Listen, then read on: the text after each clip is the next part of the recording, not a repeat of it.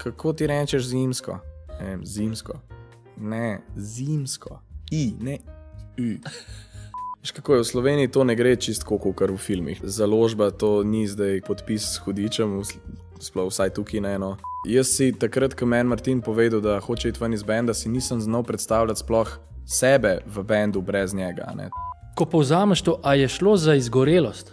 Okej. Zdaj me bo Gogi črto iz vseh svojih seznamov. Ne, to je dobra duša, ne. Ja, ker sta že zelo proti koncu. Kaj? Ja. Že? Kako hitro je minilo? Mi mu komado odigramo in on začne s komentiranjem. To je za nič, to je za nič, to je za nič, to je za nič, to je za nič, ti si za nič, ti si za nič. Vse je za nič. Za vsakim uspešnim moškim stoji uspešna ženska. A bomo zvedeli, katera je to? A ste pripravljeni? Smo.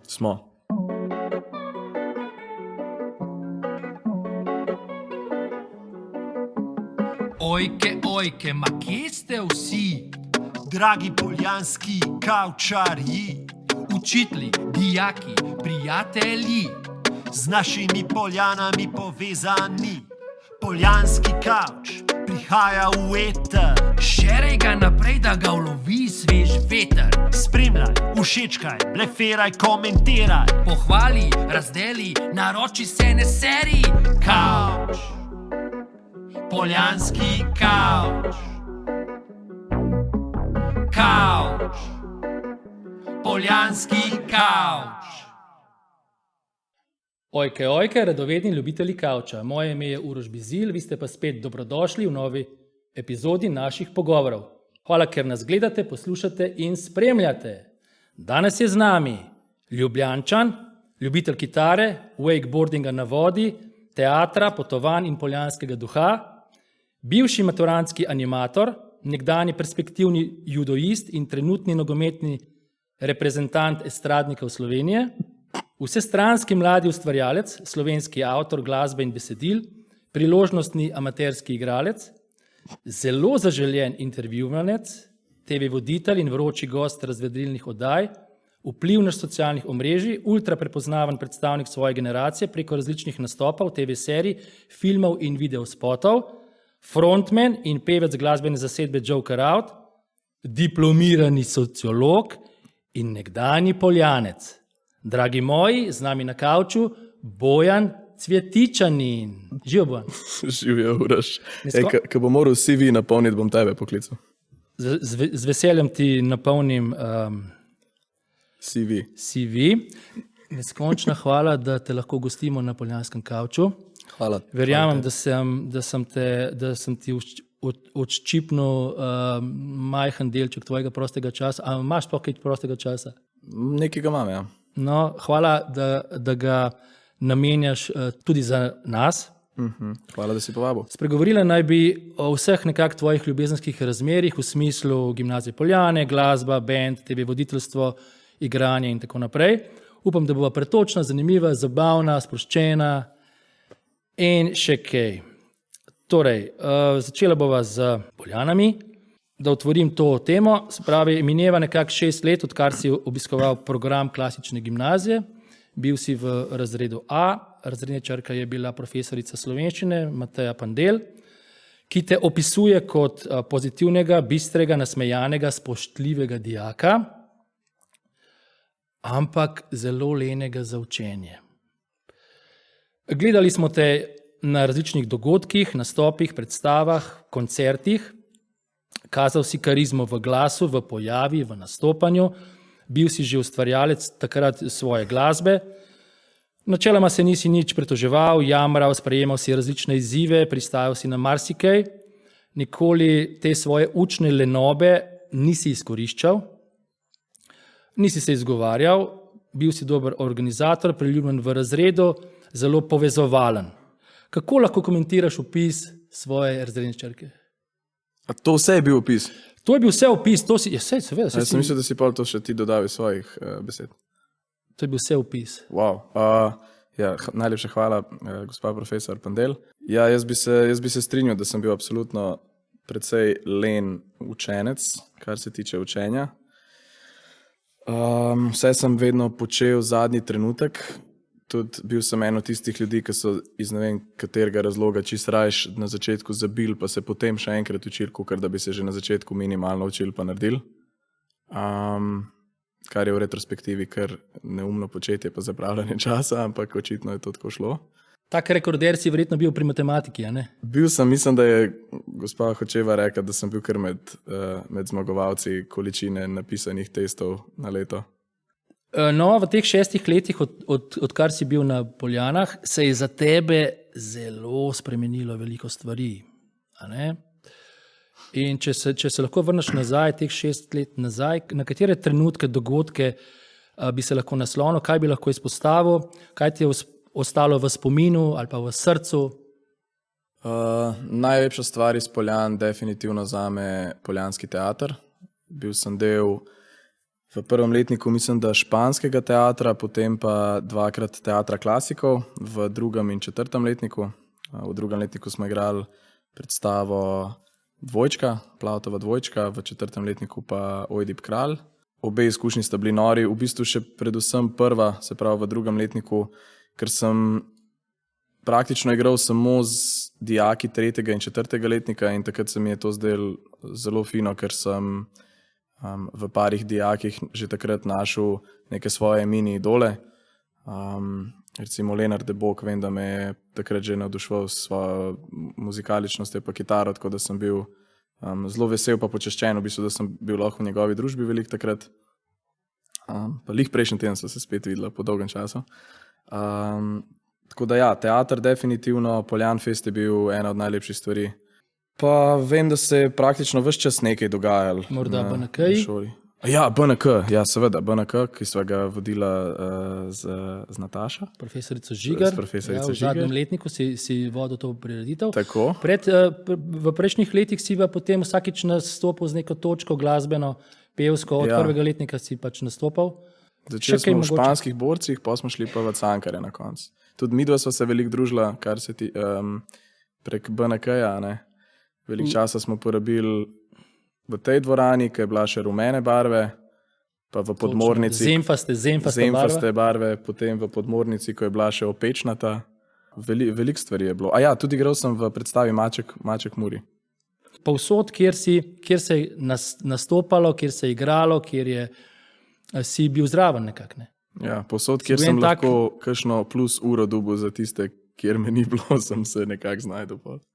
To so bile prijetne stvari na Poljanah. Zelo. Zdaj, v življenju nimamo samo prijetnih stvari, ampak imamo tudi manj prijetne. Manj prijetne stvari so bile pa verjetno kakšne slabše ocene pri drugih, pri matematikah, ne? Ker si že omenil, da si vsak test pisal 2-krat, ker enega, ki si ga zabil, drugega, ki si ga popravil, ampak profesorica matematike pravi, da si bil da si imel na koncu čisto korektno dvojko, da ti ni nič šenkavala. Jaz osebno sem videl njeno redovalnico, kjer so res, ne lažem, ona je beležila je naloge, a si vdal, ne, sami minusi, ni bilo plusa tam ni bilo plusa. No, ampak tako, na koncu si maturo izdelal z 3, 4, si bil prav dober, ali ne vem. Kje si bil pa zelo dober? Zelo dober si bil pa verjetno pri jezikih? Ja, to mi je šlo v redu, ja. Kdo te je španščino učil? Profesor Novakova. Aha, ok. V teh intervjujih, ki sem jih zdaj malo gledal za raziskavo, sem opazil, da si zelo ponosen na to, da si klasični dijak, zelo si ponosen na znanje latinščine. Mogoče kaj z tem lahko dodaš? Ful mi je prav prišla ta latinščina v resnici kasneje, ko sem se v drugem letniku faksa začel čistko mingrede malo učiti francoščino. Sem videl, da mi je znanje latinščine pa španščine toliko zelo pomagalo, da sem v resnici lahko zelo hitro šel na naslednji nivo.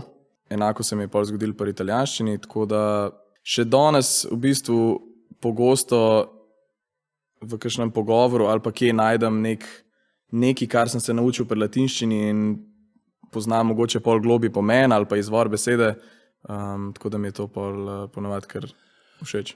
Ko smo že pri jezikih, koliko jezikov govoriš aktivno?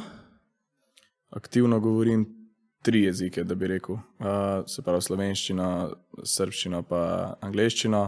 Znam pa se znajdem v španščini. Tudi v španščini. Jaz sem bil presenečen, ker si dal intervjuje v španščini, ali pa v vseh teh jezikih, ki si naštel. To je tako suvereno, to je tako gladko, to je tako tekoče, da dol padeš. No? Ja, na gimnaziji ni bilo in to je v resnici tak najbolj čuden moment. Pri španščini ne vem, če sem šel kdaj čez 4, oceno 4, pa nikoli nisem praktično uporabljal španskega jezika dejansko v kakšnih pogovorih ali pa kaj.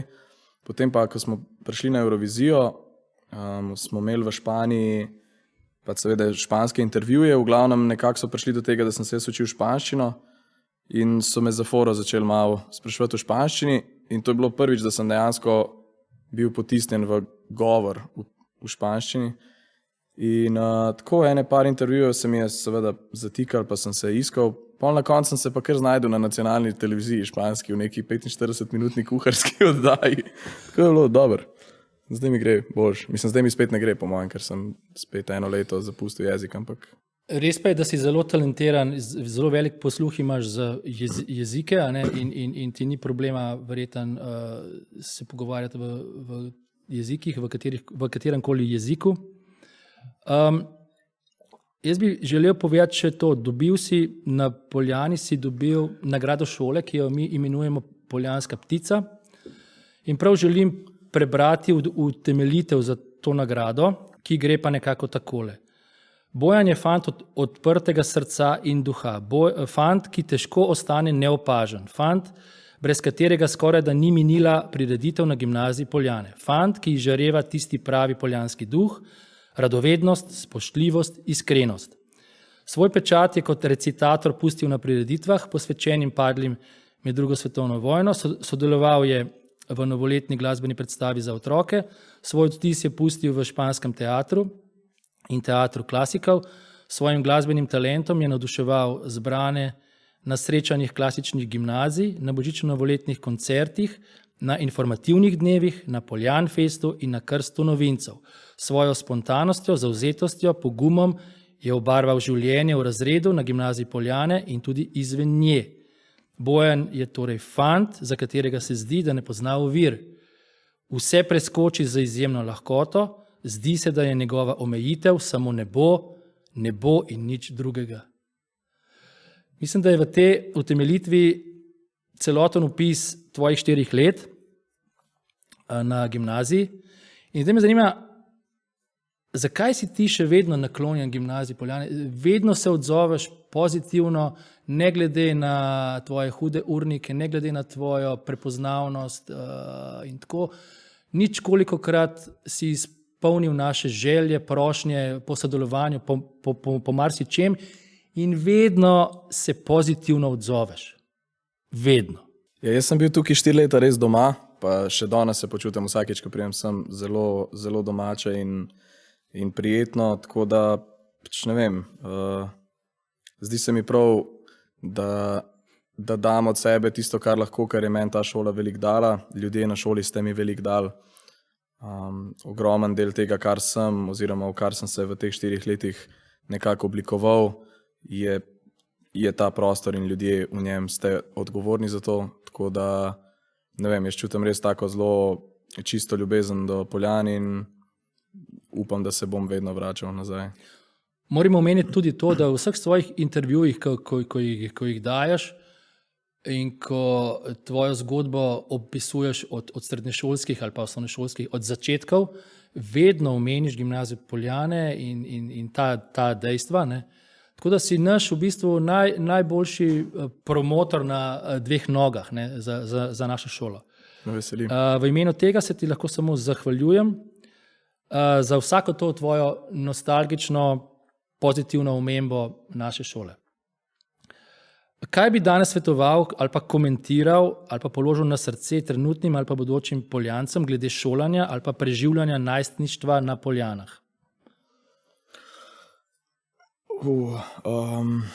Svetoval bi jim, da probajo čim bolj razmišljati v smeri tega, kaj želijo biti. Ne mislim kot poklic ali pa nekaj, kar se bo zgodilo pol, ampak tako, kaj želijo biti kot ljudje, kot posamezniki, kako se želijo vklopiti v družbo, kako želijo biti del neke skupnosti. Se mi zdi, da ta šola zelo omogoča neko klesanje posameznika in pusti dosti odprte roke posamezniku, da se sam odloči, v katero smer bi rad šel. Se mi zdi, da je tudi taka šola, ki pogosto zaradi tega, ker ti pusti odprte roke, nekaterim omogoča, da se malo zgubijo, ker jih ne prime stresa in reče, to moraš, ne. Tako da je taka zelo zanimiva, dinamična, kompleksna šola, ki če jo znaš prijeti malo za rogove, pa se z njo pofajtati, ti zna res veliko dati, ne. Tako da jaz bi rekel, da ta neka samorefleksija v teh 4 letih je zelo pomembna. Saj te klasične stvari pač treba se je učiti, treba je srkati znanje, bla, bla, bla. To je itak jasno za vse prostore, ampak se mi zdi, da je tukaj šolskih in obšolskih dejavnosti dovolj in ogromno enih zanimivih ljudi, ki ti lahko ponujajo neka stran pota, kjer se vedno več lahko naučiš. Tako da jaz bi rekel, evo, da ne Poljane jemljajo kot en tak zelo kulski labirint, ki ima vedno še kakšen predal nekje, ki ga lahko odpreš, pa nekaj novega najdeš, kar mogoče sploh ni bilo v tvojem planu. In da na koncu, ko se pogleda nazaj, so tisti predali veliko polnejši in veliko več prinesli, kakor mogoče samo tiste zelo jasno začrtane stvari. Bi se še enkrat upisal? Absolutno. Ok, deva se pogovarjati malo o glasbi, o tvojih začetkih glasbe. Pa če lahko samo na hitro šarkneva, kako si se ti sploh znašel v glasbi? V osnovni šoli pri 11-12 letih sem s svojim sosedom Martinom osnoval band, ki smo se na začetku imenovali No Name. On je igral bas kitaro, njegov sošolc Luka je igral kitaro. Jaz pa nisem znal ne enega, ne drugega, tako da smo se odločili, da bom jaz pel. In potem smo nastopali na moji ulici, oziroma na najini ulici z Martinom, na nekem uličnem pikniku. Potem je to preraslo v to, da smo dobili bobnarja iz njune osnovne šole Matica, ki je bil 1 leto starejši in smo igrali na njihovi osnovni šoli ob zaključkih leta podobno. Potem pa tam nekje ob koncu osnovne šole smo se že prijavili na Špiligo, takrat smo se že imenovali Apokalipsa potem, na Špiligo in smo tako nastopali po Ljubljani, če je bila kakšna priložnost kje. In nam je dejansko že uspelo nabrati tako neko mini publiko naših vrstnikov. Potem smo pa v 2. ali 3. letniku gimnazije spremenili zasedbo, pa jim pač nov band osnovali Joker Out. Takrat se je pa zgodba potem recimo, da mal, kako bi rekel, dvigala na višji nivo. Več smo vadili, več smo igrali. Prijavili smo se na Špiligo, ki je pač to bendovsko tekmovanje. Tisto leto smo jo potem tudi zmagali in bi rekel, da se je takrat veliko spremenil. Se pravi, za en srednješolski bend smo takrat prvič dobili intervjuje, prvič so nas začeli klicati kot predskupino, ne vem, večjim skupinam, Siddharti, Bigfoot Mami.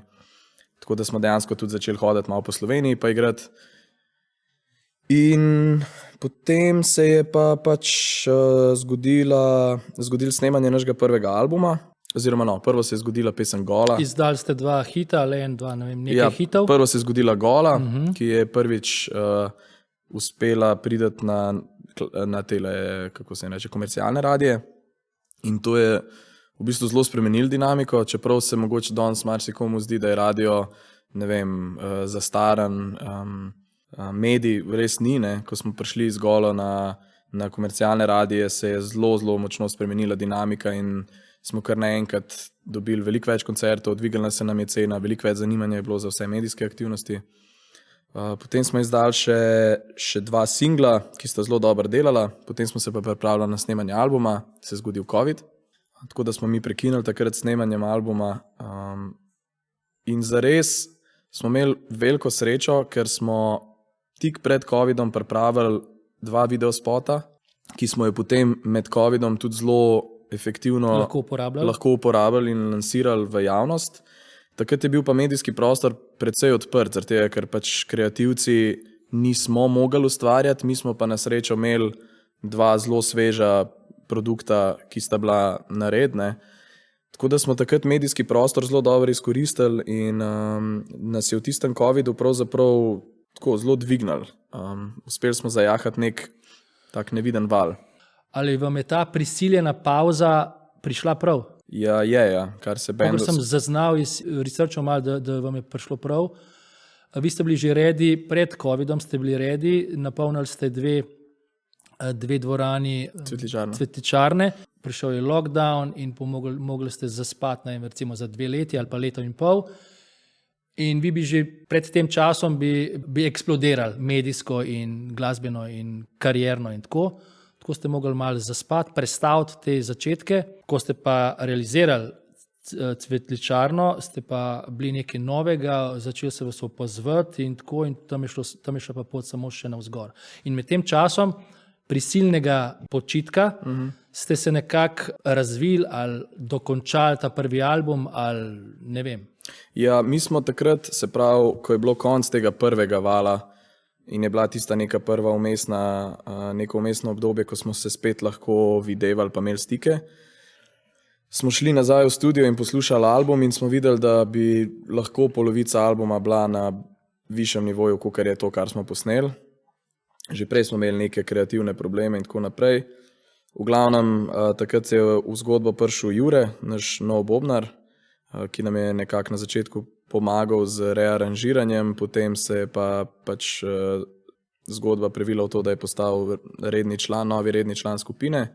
Veliko stvari se je pol takrat z njim spremenil, zgradili smo si svoj prostor za vaje, prostor je že obstajal, mi smo ga pa spremenili v studio iz neke zanikerne garaže in je to dejansko pol postal dom benda. To bo v tem kasneje. Zanimivo se, vi ste zdaj bend v nastajanju in takrat da mi povej raj zgodbo, kako ste o imenu Joker Out, kako je zgodba nastala, kako je ime nastalo.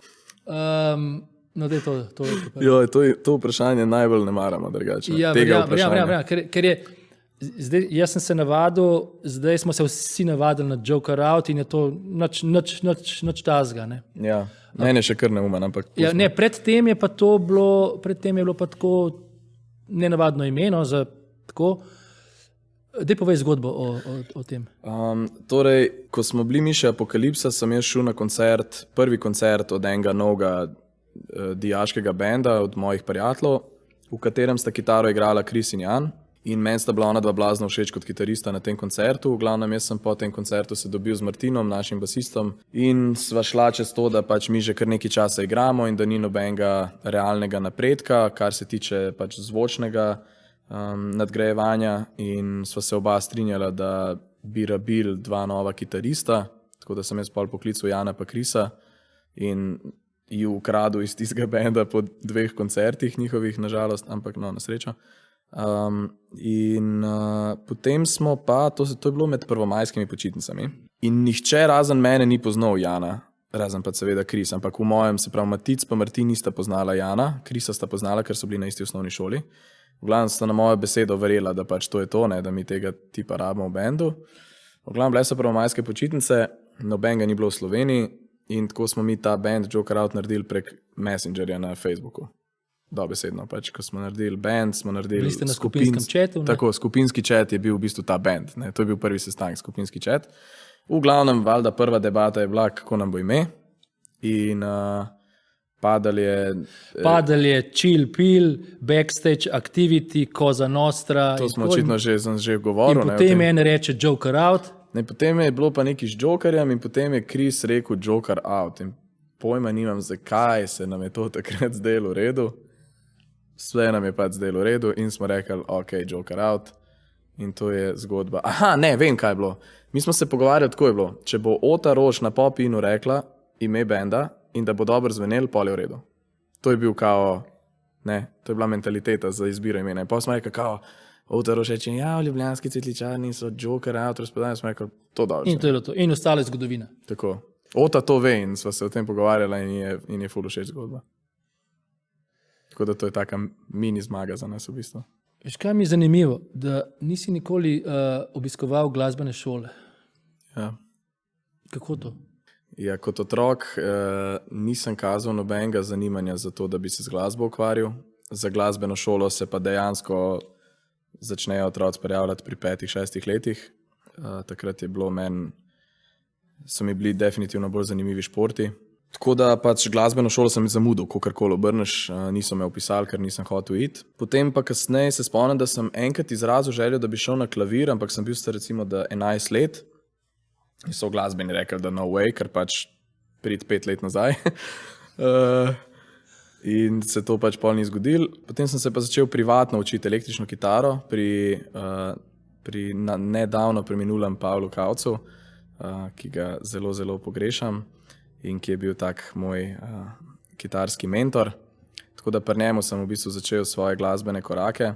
Ja, potem sem se pa, veš kako je, z glasbo je zares tako, ne, zdaj neka muzikaličnost ti pač lahko prinese več kakor recimo učenje. Jaz zdaj absolutno ne znam nobenega inštrumenta igrati dovolj dobro, da bi se s kakršnokoli klasiko ali pa jazzom ukvarjal, ampak za potrebe tega, kar pa jaz počnem, zaenkrat znam dovolj. In potem pa sam raziskuješ nekako, to je to, ne. Ampak se zelo trudiš, da nadomeščaš, da poskušaš nadomestiti ta manjko, o katerem govoriš, da si se kasneje začel ukvarjati z glasbo, pa razmišljati o glasbi in tako.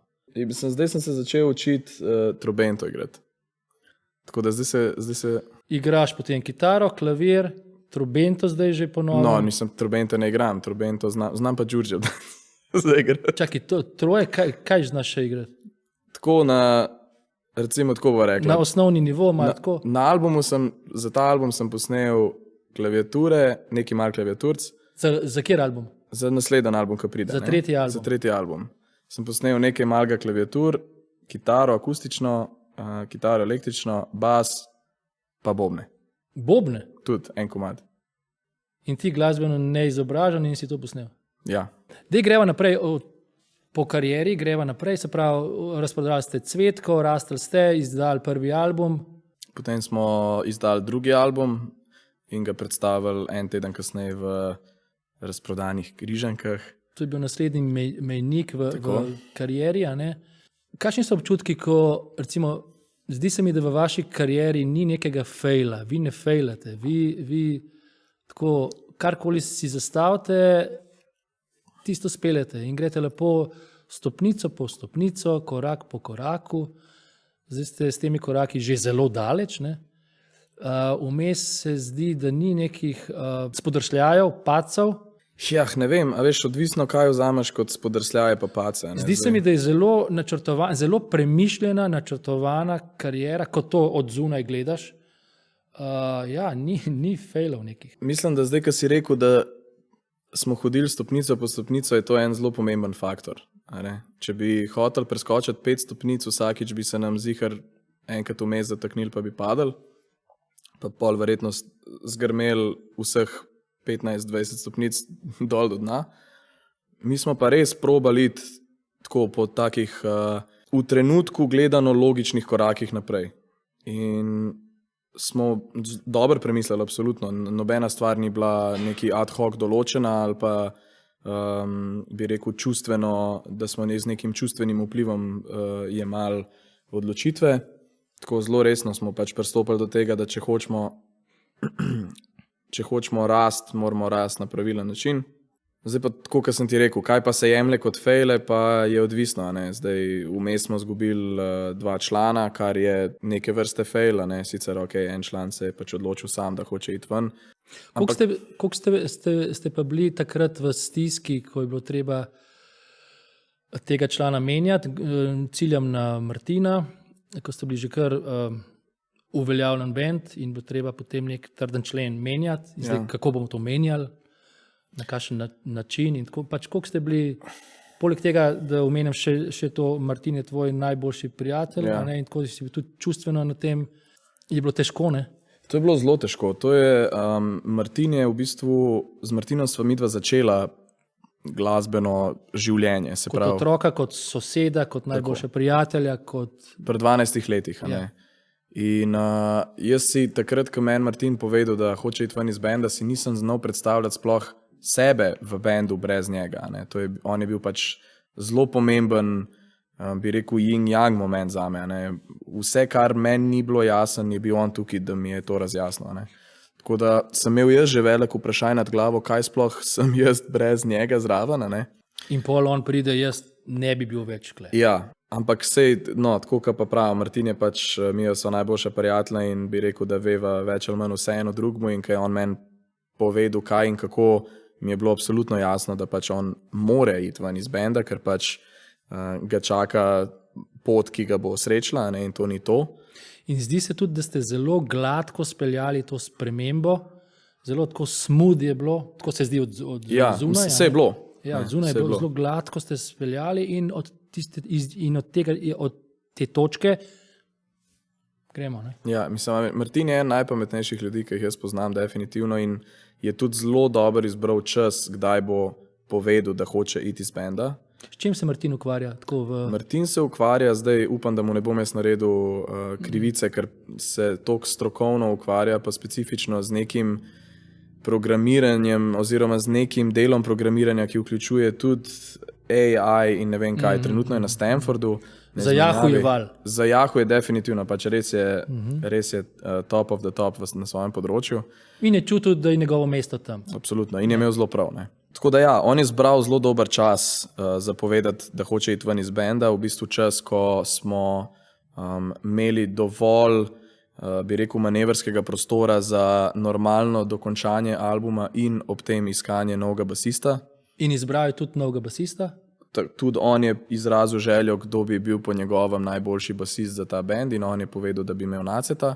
A ste se poznali prej z Nacetom? Jaz sem z Nacetom nastopal enkrat, mislim, da leta 2019 ali pa 2020, ko je bil basist od MK-ja. Potem sem z njim nastopal na RTV-ju, ker je bil basist v oddaji Petek zvečer. Tako da neki smo se poznali, no, nismo se pa zares, da bi rekel, družili ali pa kaj bolj na osebno raven spuščali. Ampak naš tonski mojster Sandi je z njim že delal v preteklosti in je rekel, da je top dečko kot oseba in da je itak vrhunski basist, kar smo pa vedeli.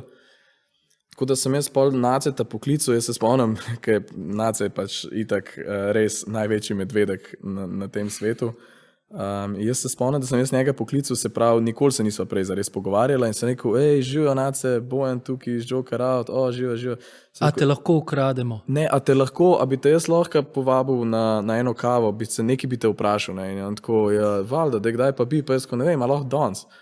Pa on tako, ja, ne vem, ko on je v Kranju živel, ne, pa, ja, ne vem, ja, okej, lahko, ne, in pol je prišel in je pač človek, me prvič videl v življenju, bi tako, pa si v redu ti zdaj, in jaz tako, ja, cool sem, zakaj? Jaz sem se ful ustrašil, ker si me tako iz prvič klical in tako na horuk, sem mislil, da je kaj ful narobe, sem tako, ni, ampak, mal pa je, živijo Nace, a bi bil v bendu, in pa je bil tako, dejansko je celo življenje čakal, da bi bil del enega benda kot del benda, ne samo poklicni glasbenik v bendu. Kakšno zvrst je pa on prej igral v prejšnjih zasedbah? Podobno zvrst. Vse zvrsti. Prav v bistvu težko bi rekel, da podobno, ampak igral je res vse. On je pol leta živel na eni križarki, kjer je igral z bendom na križarki, se pravi špilov vse od šlagerjev do... Človek kilometrine, ne? On je človek kilometrine. Ja. On res rab 10 minut, da sliš komad, se ga nauči in ti odigra, kar hočeš. Ne? Tako da, če ima kdo slučajno kakšno zabavo, to je ta človek, ki bi ga pol lahko poklical 10 minut pred špilom, pa rekel, dej, a boš odigral bas na tej zabavi, kaj pa igrate, ne vem, Ok, in potem ste pridobili Naceta, Nace je bil na srečo za. Kako so pa ostali, razmerja, ko nekdo nov pride v skupini, zdaj lahko je to mirno, lahko je to burno. Kako ste pa s tem upravili? To je lahko tako, zelo tako zastrupljeno jabolko, ne, lahko pride nekdo napačen v band in se totalno poruši dinamika, česar nas je bilo izjemno strah, itak, v obeh primerih, ne, tudi ko je Matic šel iz benda, da ne bo pomote, Matic je bil prav tako z nami od začetka in smo bili... To govoriš o prejšnjem bobnarju. Tako, smo pač bili prijatelji, bratje, to je bila zelo težka odločitev takrat in ker Matic je v resnici vrhunski bobnar in še danes bobna, sam pač Ni bil pa pravi za ta band. Ampak kar se pa dinamike kot človeka tiče, je bil pa vrhunski in že takrat je bil strah, da z novim bobnarjem lahko gre vse v klinac. Ne. Takrat je na srečo prišel Jure, ki se je vrhunsko vklopil in ne samo to, totalno je spremenil dinamiko, ampak na zelo pozitiven način. V bistvu smo začeli zelo migati takrat, ko je on prišel. Veliko se je spremenil. No in isto se je zgodilo z Nacetom. Nace je pa prinesel veliko enega znanja, kar se tehnike tiče. Takoj smo šli z njim upgradati vso opremo, ki smo jo imeli, nek studijski experience se je popolnoma spremenil. Tako da... Ko se je priključil Nace, ste dobili ponudbo oziroma ste bili že prej zmenjeni verjetno za kaj? Za emo ali za... Nismo bili zmenjeni, mi smo se pogovarjali, a bi šli to leto ali ne. In potem sem jaz dobil klic, mislim, da novembra, da letos razmišljajo o tem. Za povabilo? Tako, ja, da letos razmišljajo o tem, da bi se šlo direktno in da če bi bili mi zainteresirani, da so pač na podlagi dejstev, ker smo bili prejšnje leto najbolj izvajalci z največ prodanimi vstopnicami, ne vem, kaj z tistih nekih par nagrad smo dobili, v glavnem, da je kakor ta nek svet določil, da bi bili mi lahko kandidati za to.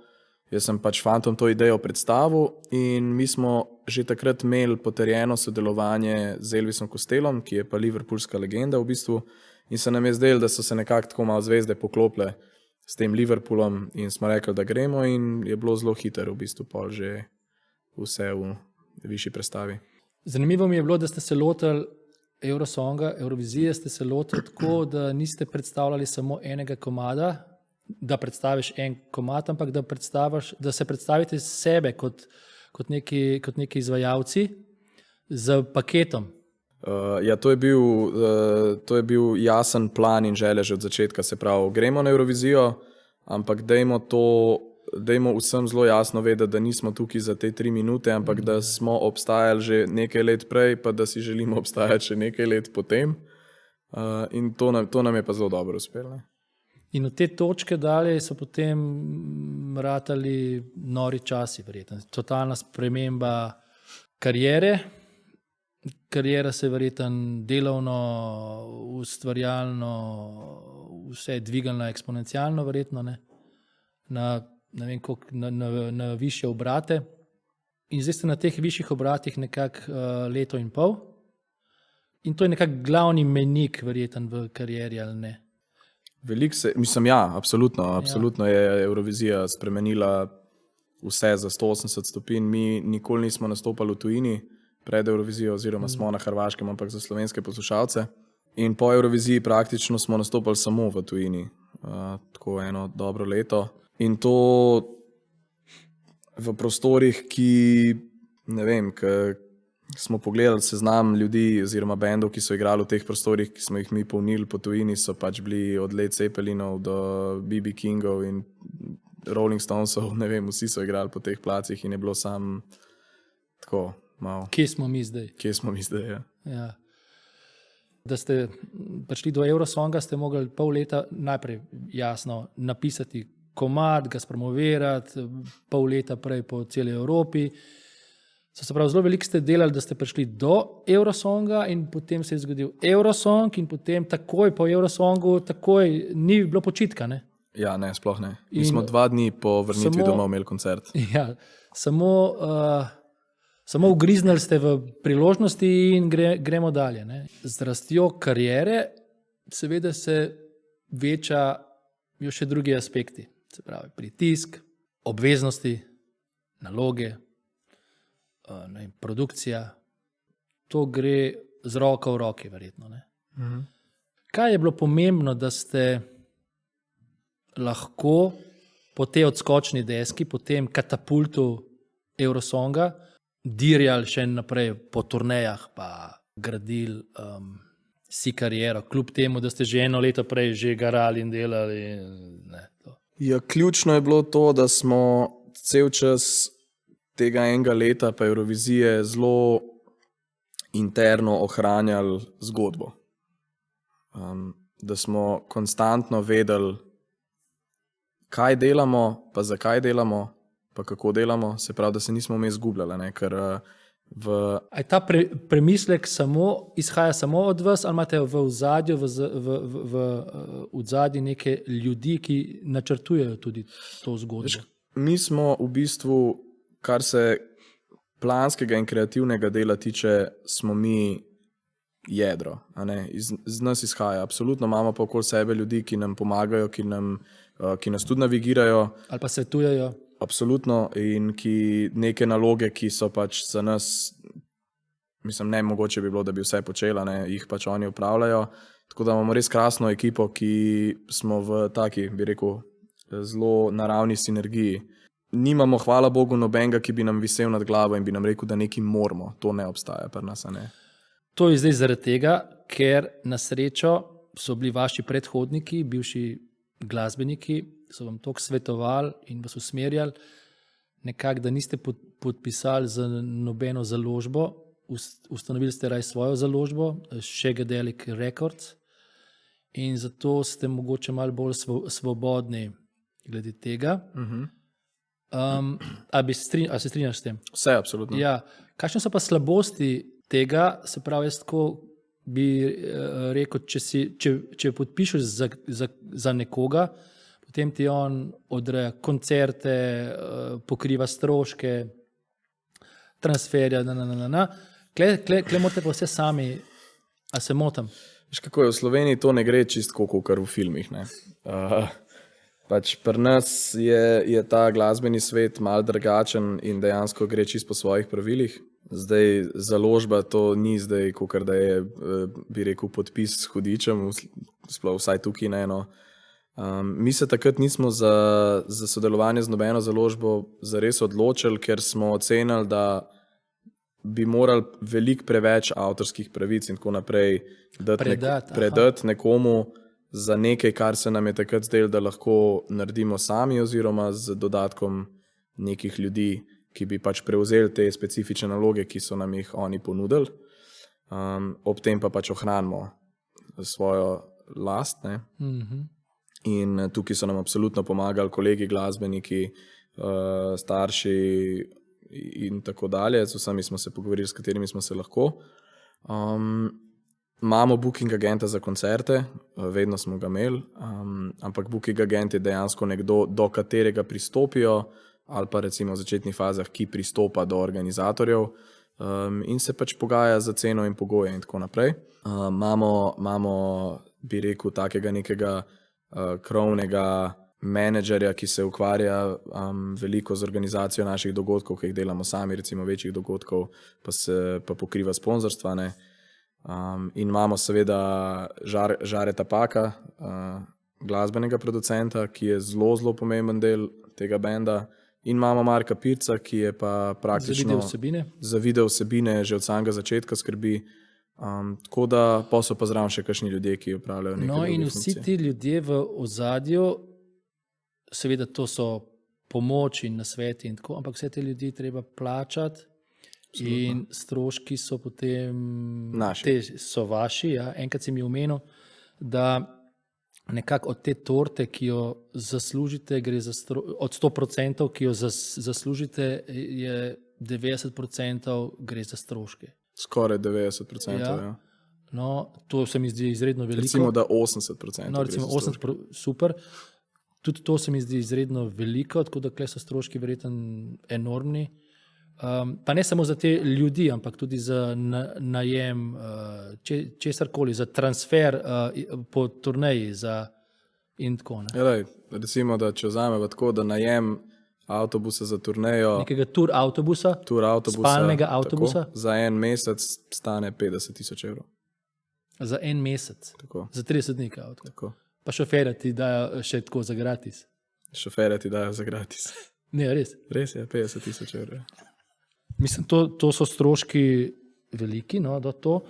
To je dobro, to je zdaj, to smo pač dejansko smo vzeli najboljši bus, ki ga lahko vzameš. Ampak tudi veliko cenej pa ne prideš čez, no, mogoče pa od 40 do 50,000 stane. Ni nekega prostora, da bi zdaj nekaj prešparali pa to. Ne. Če bi slabši bus vzeli ali nekaj. Mislim, nekaj mal bi prešparali, ampak. Veš, na koga bi se naslonil? Na človeka, ki se ga že omenil, se pravi Žare Pak, producenta. Najprej me zanima, kaj kaj sploh pomeni imeti producenta, kaj on vam svetuje, ali vloži denar v to tehniko, kjer snemate, ali kaj je to producent? Mislim, ne, producent ne vloži, vsaj v našem primeru ne vlaga nobenega denarja, vlaga pa veliko svojega časa, ki je denar, tako da je... Ja, da vas pili brusi in tako, to. Seveda. Je prepogosto ne plačam za to. Kaj to pomeni biti producent? Ja, v Žaretovem pomenu, ki je zame pravi producent glasbeni, tak kot bi producent moral biti, njegova vloga je, da ko recimo se mi pripravljamo na nov komad, on pride en mesec pred snemanjem komada ali pa 2 tedna pred snemanjem komada na plac za vaje, mi mu komad odigramo in on začne s komentiranjem. To je za nič, to je za nič, to je za nič, to je za nič, to je za nič, ti si za nič, ti si za nič. Vse za nič.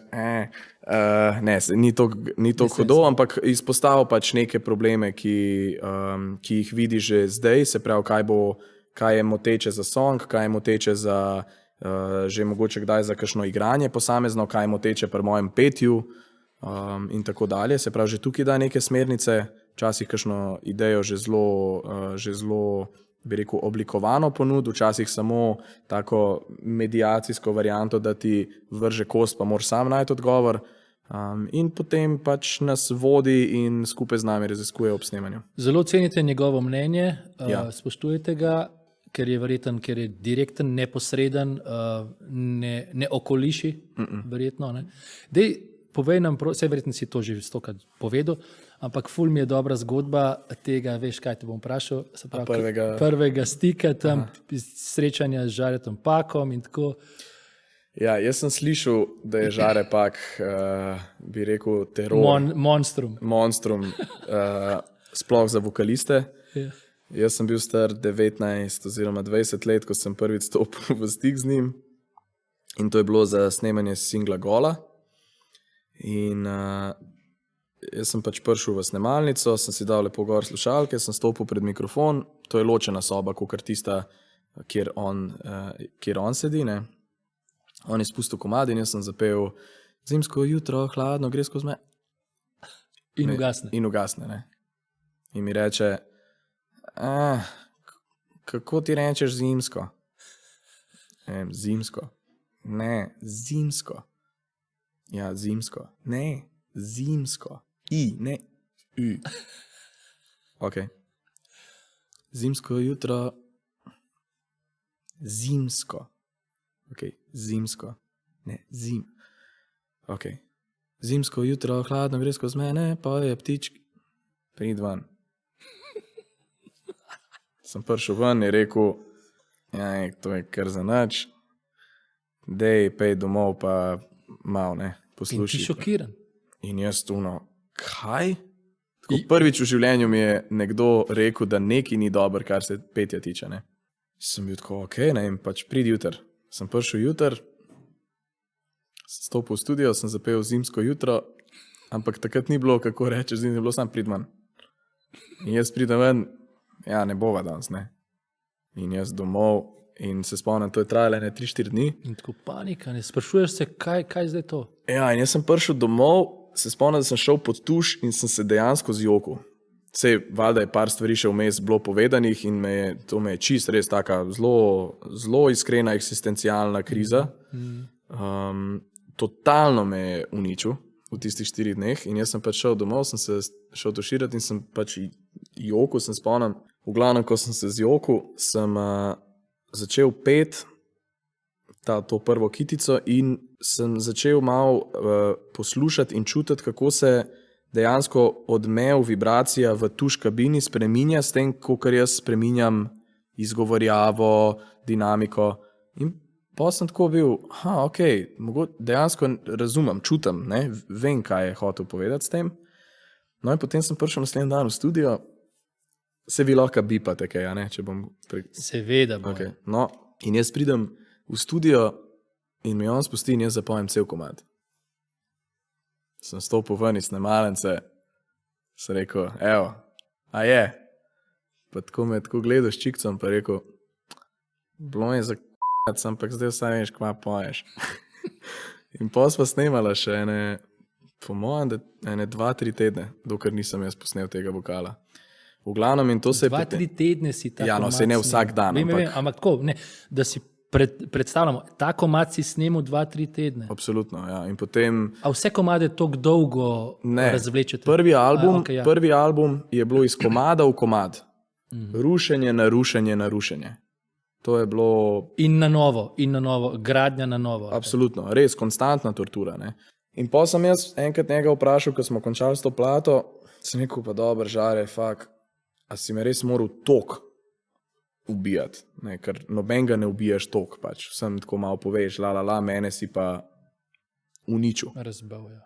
In pa je rekel, dobro je rekel, in je rekel, lej, ti poješ, oziroma si pel, kot mešanica vseh pevcev, ki si jih kadarkoli imel rad, zdaj moramo pa najti, kdo je Bojan Cvetičan in da bojo enkrat drugi še tebe v svojo mešanico vrgli. Ne? To sem naredil Tokcu, to sem naredil Skočiri, v Megliču, vsem sem to naredil, pa bom še tebe. In pol, itak sem vmes že dojel, koliko njemu to pomeni in koliko sem v bistvu lahko srečen, da si sploh vzame čas za to, da me uničuje. Ne? Ker če bi bilo njemu vse, bi pač rekel, ja, super si odpel, hvala lepa, nasvidenje. Pokasiral tisti svoj denar, lepo v 15 minutah bi bil konc in kaj češ lepšega. On je pa en mesec tam z enim 20-letnim mulcem, ki ni mogel odpeti zimsko jutro zajebavo. Tako da, ja, do Žareta imam ultimativen respekt. In danes pa pridem v studio, v največ primerih odpojem 2-3 tejke, čisto zato, da imamo za vsak slučaj, če sem kje nekaj zafrknil, da lahko kakšno besedo nadomestimo. Ampak načeloma gre zelo hiter. Se pa zgodi včasih kakšen komad, da mi pa ne gre, mi pa prav za nalaž vedno reče, ja, danes si pa čisto v k***cu in pol jaz rabim 10 minut, da se kujem in pol grem in pol posnamem in je konc, ne, v enem tejku. Ampak zdaj sva zelo hitra, vokale posnamem v 2-3 dneh, ne, vse. Se spoštujete, je spoštovanje je vzajemno verjetno, je? Neskončno. Ja, ne. Ja. In tudi on je tudi nekak lik, ki je vzpodbudil, mogoče je krivec tudi za 2 komada, da je tebe vzpodbudil, da si napisal, se mi zdi, Plastiko in Novi val. Tako. Daj še povej to o tekno. Ja, Plastika sem imel... Jaz si predstavljam, tako hengate tam v studiu, ne vem kaj, on ti skritizira, te spluva in pol te počgene. V bistvu ne, Plastika je bila tako, da jaz sem imel besedilo pa neko melodijo v angleščini. A tudi na tematiko to? Ne. Ne. Kar Na nekaj, nekaj, ne spomnim se, ja, sploh kaj je bil neki Poison, mislim, da se je imenoval komad Plastika.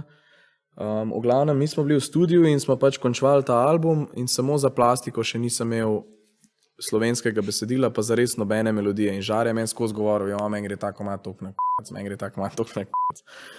In jaz sem skozi poslušal, kako gre njemu ta komad na k***c, pa sploh ni bil komad zares, ker je pač bila je muzika posneta, ni bilo pa nič čez vokala, nič ne. No in pa sem jaz enkrat sedel pri njemu v studiu, ker je on čist nekaj drugega delal. In sem pač tam, ker doskrat pevci gremo k njemu biti sam depresivni, iskreno. Pač tam ležimo na onmu kavču, on nekaj dela, mi pa pač se sami sebi smilimo. Vsaj Štras pa jaz to počnevo od Murphyjev.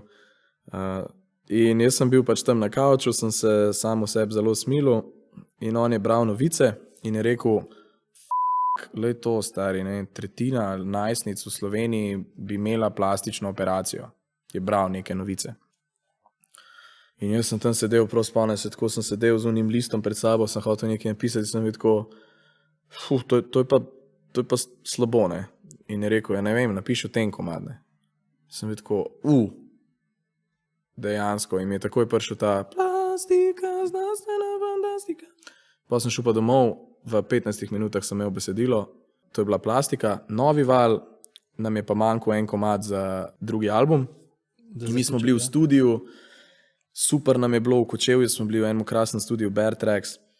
In zadnji dan studija, mi še zmeraj nismo imeli zadnjega komada. Mi smo bili pa razposajeni na vse strani. Ampak melodijo ste verjetno imeli? Ne, nič. Tudi instrumentalno?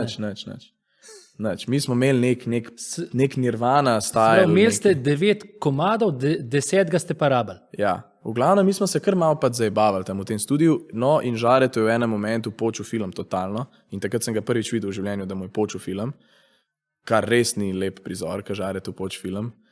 V glavnem, oni nas tako zelo, zdaj, ko imamo te pije, napizdil nas je, ne, katastrofa. Se greste, vi ste taki pa Ja, taki. ja, pa ne.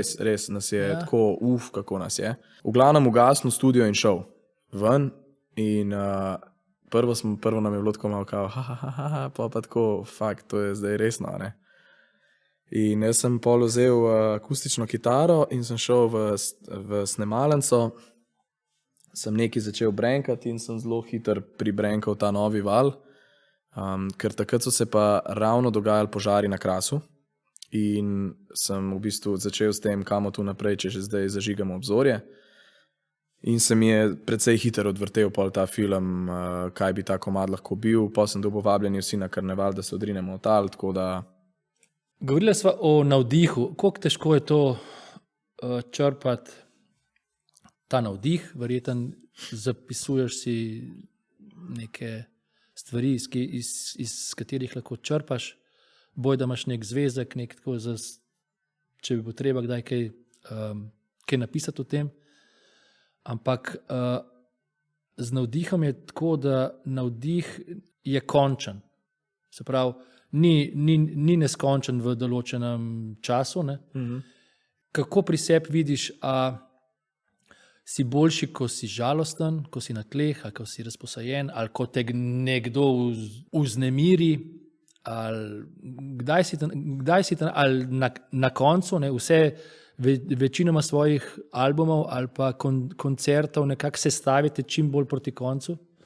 Kdaj si ti najboljši za navdihom? Najboljši za ustvarjanje? Ko sem žalosten. Ko si žalosten? Ja, ko si, v bistvu takrat, ko si najbolj prizadet, si nekako najbolj greš v odprt. Globine svoje in potem... Ja, najbolj si odprt, pa tudi nekako si najbolj takrat dovoliš. Po mojem, da je zelo taka nepremišljena notranja potreba potem, da se pucaš, ne.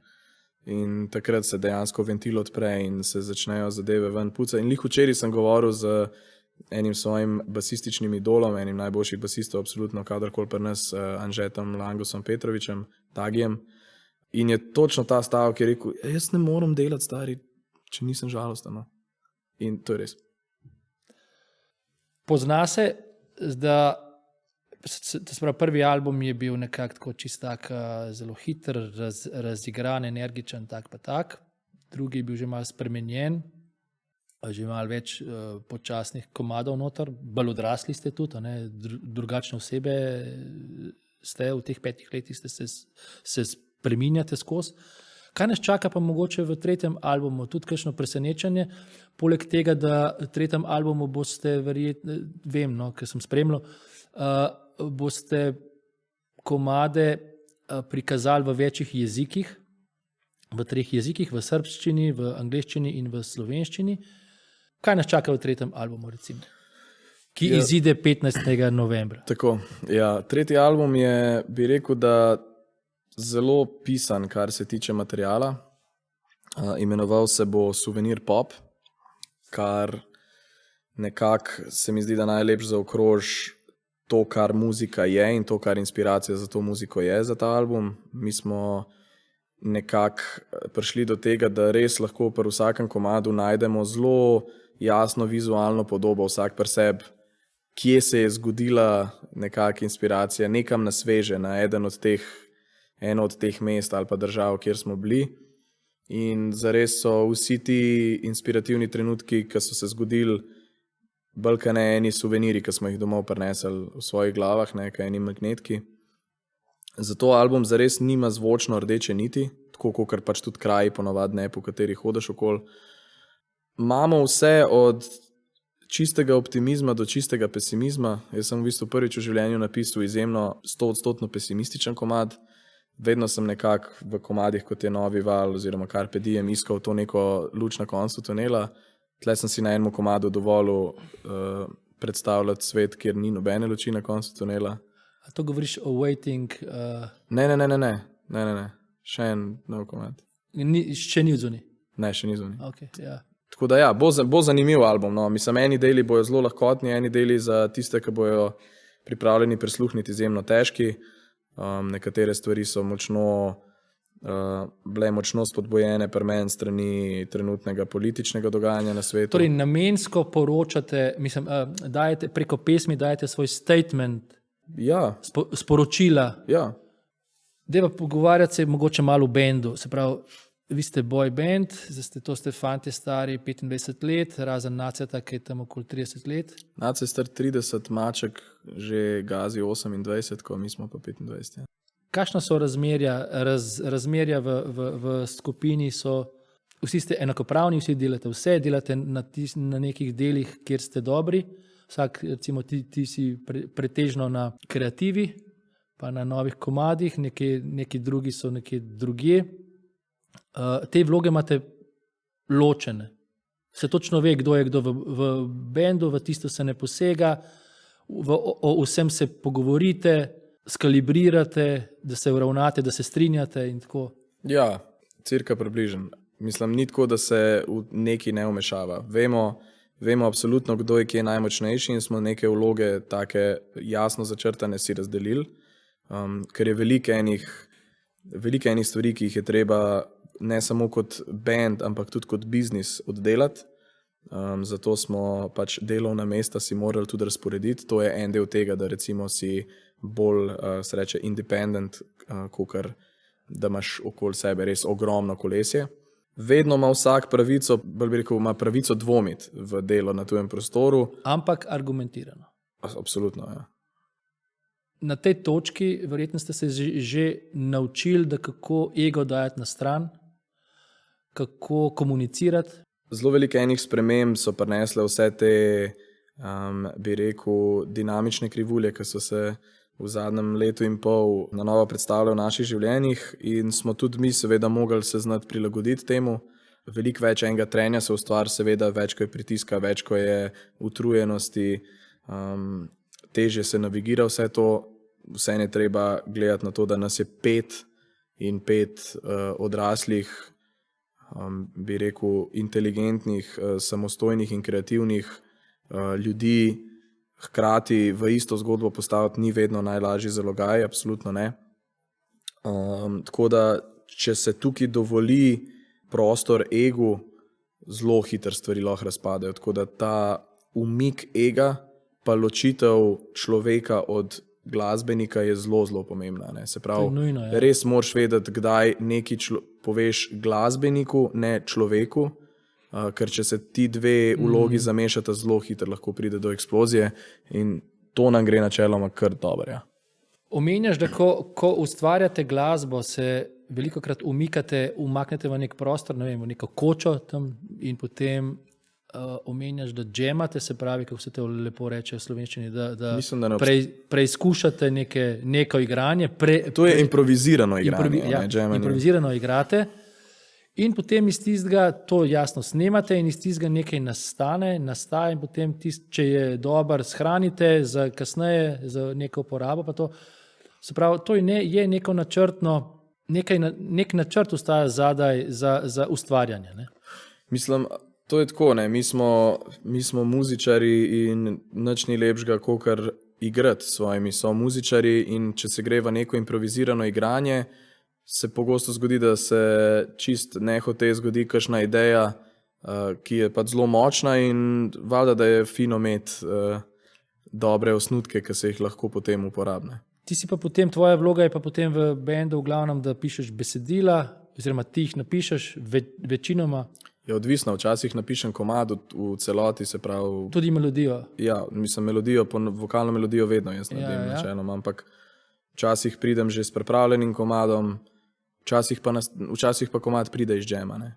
Včasih pa pridem samo z delom komada, pa se potem ostalo naredi skupaj. Ni nobenega pravila, ne. Koliko komadov je tvojih? V kakšnem smislu? V smislu avtorskih, recimo, da gre za avtorska besedila, to, kar se pogovarjava. Ja, za avtorska besedila pa vokalne melodije. Recimo, zdaj imate... Na tem albumu 10. Pač od 10. Vseh? Ja. Se pravi, zdaj nekako 27 pa pol komadov je tvojih iz 3 albumov. Recimo, ja. Ja. Na začetku leta 2024 ste se odločili, da boste za 2 meseca odpotovali v London, da ustvarite in dokončate 3. album, ali pa da dobite neke vibe, navdih za ustvarjanje. Kako je bila ta izkušnja? Kako ste se imeli tam? Kako ste to izkoristili, ta čas, pa ta kraj? Ja, mislim, bilo je super, zelo zanimivo kratko obdobje življenja. Šli smo praktično, nismo čisto vedeli, kaj pa kako si bomo zadevo tam zastavili pa ustvarili. Dobili smo neko hiško, majhno hiško na severu Londona. Edini način, da smo jo lahko najeli pač prek enega modela, ki je bil pripravljen hišo oddati za 2 meseca, pa da ni, ne vem kaj, da nismo morali nekih varščin plačevati pa neki. V glavnem, v redu smo dobili deal, ampak pač tako majhno hišico in en plac za vaje, ki je bil izjemno vlažen, pa zelo tak. Se pravi, pod enim mostom, na katerem je železnica, se pravi, v tistih obokih so naredili pa, ne vem, plac za vaje, zraven je avtomehanična delavnica, tako zelo kulski, zelo british je bilo vse skupaj, no, ampak v glavnem v tistem placu smo pol mi nekako se vsak dan dobivali in pač špilali. Tja ste mogli priti na ta plac? Ja, 20 minut smo imeli peš, 25 minut recimo, kar je bilo tudi v redu, da smo se malo sprehajali. Tako da smo pol čez dneve ponovad špilali, zbirali ideje, zvečer smo šli najbolj pogosto v Camden, v kakšen pub. To je to, spoznavali smo en cool folk, super nam je bilo. Ste navezovali kakšne stike, glasbene stike? Ja, smo absolutno. Tam kamorkoli praktično stopiš v Camdenu je nekdo, ki se ukvarja z muziko. Težko vidiš človeka in če bi ga vprašal, are you in a band, bo 90% rekel yes. A zato ste si ravno London zbrali, da greste tja? Ja. No, in tam ste nekako v 2 mesecih ste ustvarili in skristalizirali od 7 do 10 dobrih idej za komade. Ja, ne? Ki naj bi bile zdaj objavljene v tem 3. albumu. Ali ste že te komade nekako imeli, pa ste jih tam samo zbrusili, pa skristalizirali? Ne, tam je prišlo enih 4-5 idej iz albuma. Recimo do neke faze 60% pripravljenosti. In tam ste to sfiniširali. Obesil bi se na komad. Dva smo pa pripeljali do te faze, da smo jo lahko že igrali v živo potem na turneji, ker mi smo prišli v London, mislim, da 2. ali 3. januarja. Iz Londona smo pa leteli potem direktno v Helsinke na prvi datum turneje, ne vem, začetek februarja. In do tam smo pripravili že 2 komada, Štabih ja pa Bluza, ki smo jo potem že izvajali na turneji, preden sta bila izdana, pa v bistvu tudi v obliki, ki potem na koncu ni bila enaka studijski. Pa še en komad, ki ga pol sploh nismo dali na album. Obesil bi se na komad Everybody's Waiting, ki govori o čem, Bojan? Everybody's Waiting je bil v bistvu moja izpoved, bi rekel, počutja, ki sem ga imel eno dobro leto, ker se mi je v poletju 2023 na odru na Ptuju sem imel tak zelo močen napad anksioznosti in se mi je potem ta anksioznost vlekla praktično eno leto in na koncertih in vmes se mi je preselila pol tudi pač v privatno življenje, popolnoma ločeno od odra. Tako da me je ta nekak panika pa anksioznost precej zaznamoval moje življenje v lanskem letu, pa delno tudi v letošnjem. Tako da sem bil zelo vesel, ko smo letos polet igrali na Ptuju ponovno in sem si rekel, da nekako zdaj, ko sem se vrnil na kraj zločina, moram strgati te ketne sebe. Te okove. Tako, ja, in mislim, da mi je tudi tako zelo dobro uspel. Jaz sem bil zelo presenečen, ko sem to slišal, zdaj v tem, ko to raziskujem, zaradi tega, ker ti si človek odra, ti si doma na odru, ti si udomačen, to je tvoj svet. Ja. In si ful ne znam predstavljati, kako se je ta anksioznost, ta panika odražala. Kaj, da boš pozabil tekst, ne vem, kako se to odraža? Ne, to je pač takrat, ko se mi je zgodil, sem bil boln, imel sem COVID, nisem sicer vedel.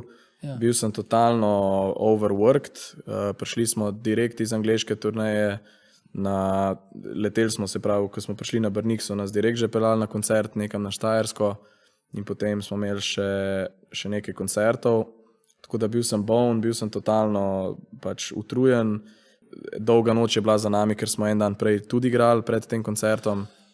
Ko povzameš to, a je šlo za izgorelost? Ja. Recimo za začetek neke izgorelosti. Absolutno, ja, izgorelost. In pač na odru se mi je to tako udejanjilo, da sem pač pri drugem komadu dejansko čutil, kakor da bom kolabiral, da bom bruhal, da bom skup padel.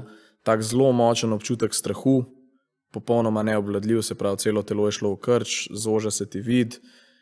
In meni se je to zgodilo pri drugem komadu. In to si do konca, si koncert v tem stanju do konca nekako izpeljal? Tako, in tukaj sem naredil napako, po mojem, ker če bi jaz takrat ustavil koncert, pa šel za 5 minut dol, se umiril, pa se vrnil nazaj gor, bi bilo verjetno boljše. Jaz sem pa, v bistvu se mi je 90 minut sam stopnjeval to, pa nisem hotel nikakor pač pokazati, da se to dogaja. Šel si preko sebe? Ja. A te je bend začutil? Da je nekaj čuden. Nace je začutil, ker je on tudi najbližji na odru meni, zato ker sem se parkrat med koncertom ulegel, pa malo večkrat dal v publiki pol mikrofon, kar mi je bilo najtežje, ker vsakič, ko sem šel dol do publike, so bili pa okoli mene pol še ljudje in me je itak že tako zvijali in še tisto, ampak ok.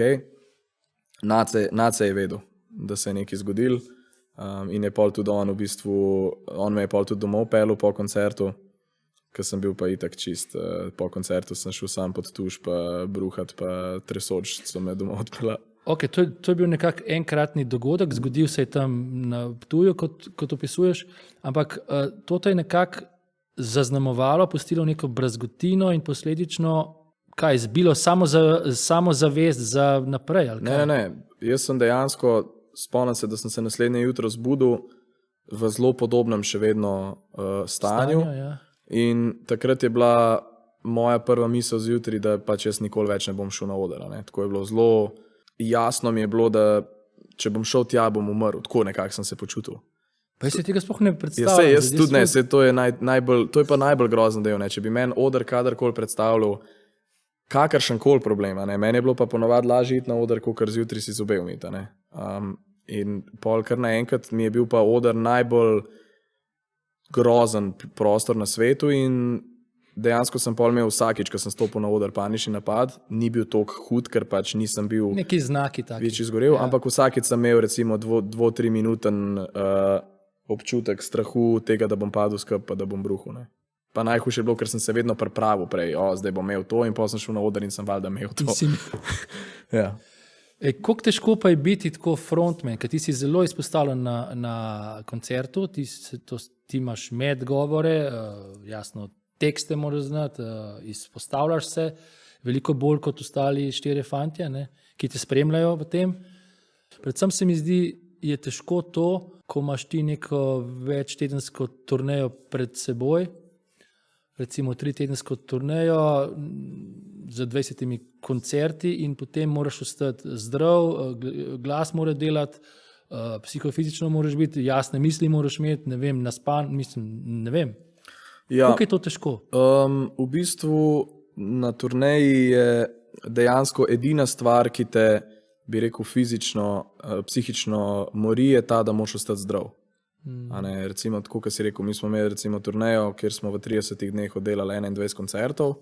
To je zame pomenilo, da moram biti praktično čez dan tih, da se moram veliko upevati, da se moram naspati, da si moram part glasilke, se pravi vdihovati paro, pač z solno raztopino, da bi bile glasilke čim bolj hidrirane. Ne dej ponočevati ali pa slučajno piti kakšnega alkohola, ker si pač naslednji dan že takoj 40% slabši, če ne več. In vse to, kar opisuješ, je psihično obremenitev, ne? Ja, vse to je to. V bistvu psihično si obremenjen, da bi bil do konca zdrav, ker ponavadi, ko zboliš, prvo, kar udar na grlo in pol je to problema. Zdaj, načeloma drugim fantom ni treba za eno tako zadevo skrbeti, ampak vseeno, valjda se morajo vsi paziti. Če si bobnar zlom roko, pač ne bo mogel odigrati. Ampak je pa ta zadeva, da ponavadi že prehlad pride najhitreje, ker ti pade odpornost in prehlad je zame že velik problem. Sploh, če bi se mi zgodila hiter na turneji. ni zdaj to najbolj stresna stvar na svetu, da nam zdaj spada, ko jaz le govorim, da je teror biti na turneji, ampak pač dejansko ni pa tako, kot smo gledali v filmih, da se en mesec pač hod po žurih in totalni razpust in juhuhu. Jaz sem bolj v avtobusu in berem knjigo ali pa pač poslušam muziko in sem tih.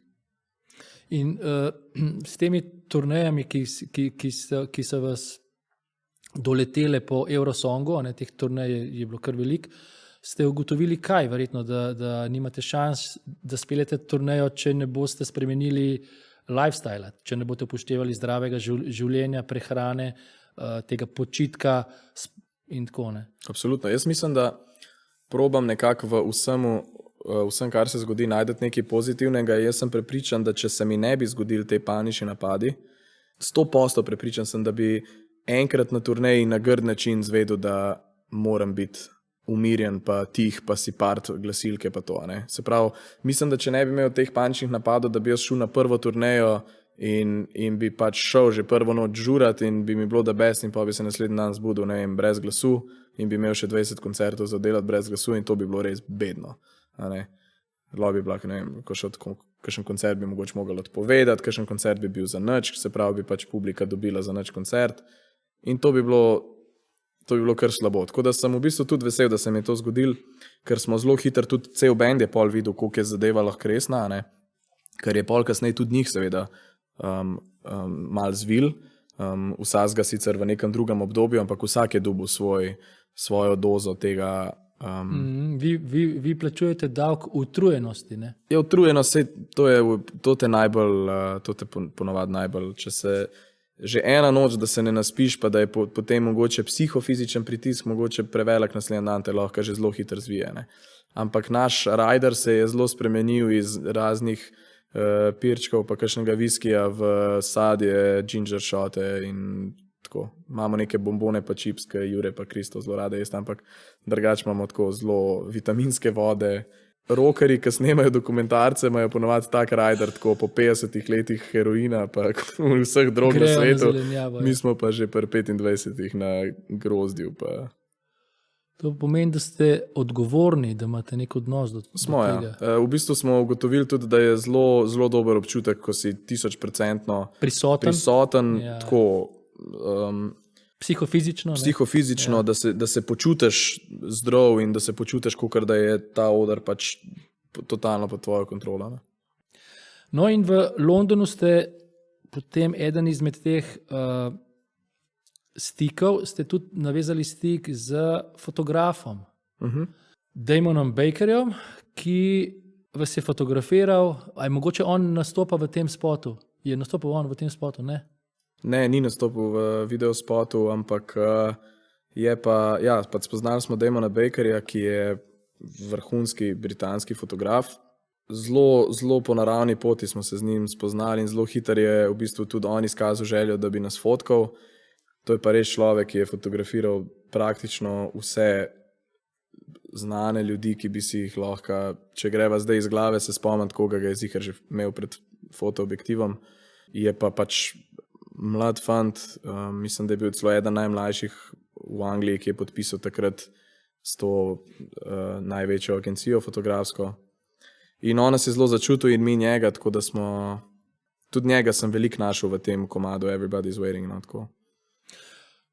Ker si omenil ta komad mi je bil ful všeč in me ful spominja na prvi del komada na Queen, tak slog od Queenov. Zelo mi je všeč komad. No, me veseli. In sem kar gledal. Ta je bil pa recimo zanimiv, tega smo delali na Dolenjskem v Bear Tracksu in praktično smo se malo zataknili, je imel tak zelo, bi rekel, zelo osnoven, dolgočasen aranžma, potem je pa Žare prišel z neko idejo za boben, zelo, v bistvu, da gremo nazaj iz nekega kompliciranja v ta po je pa Jure v bistvu naredil ko smo ga šli pa malo džemat, se spomnim, da sem jaz zapel What a Wonderful Life in je Jure pač in potem, ko se je pa to zgodilo, smo šli pa ok, zdaj pa gremo in se je zelo hitro postavil pol komad. Ful paše to, ful. Ja, tudi meni. A veš, sicer recimo tako, da bi rekel zdaj, definitivno ni eden od naših bolj uspešnih komadov, ni tako, publika ga ni sprejela kot zdaj ne vem kaj, ampak je pa meni definitivno eno od najljubših komadov. Mogoče ka malo vleče na old school ali ne vem. Ne vem. Mene ful asocira me na Queen. Ja, se ni tak, tudi ni komad za neko zdaj preprosto poslušanje. Dejansko je dobro, če se mu malo posvetiš, ampak meni je zelo, zelo ljub komad. Pa tudi tako veliko mi pomeni in tekstovno, in zgodbeno, in zvočno. Dobro, če se zdaj malo oddaljiva od te glasbe, pa se lahko približava tvojim oboževalcem, tvojim fanom. Prvo, kar je noro, da tuji fani pojejo v slovenskem jeziku vaše komade. Prideš na finsko in oni pojejo v slovenščini. Prideš na polsko, oni pojejo v slovenščini. Kamorkoli prideš, pojejo v slovenščini. To je noro. Tega momenta z drugimi skupinami se mi zdi, ga ni bilo, ali pa to je tudi vas verjetno presunil. Ja, to je...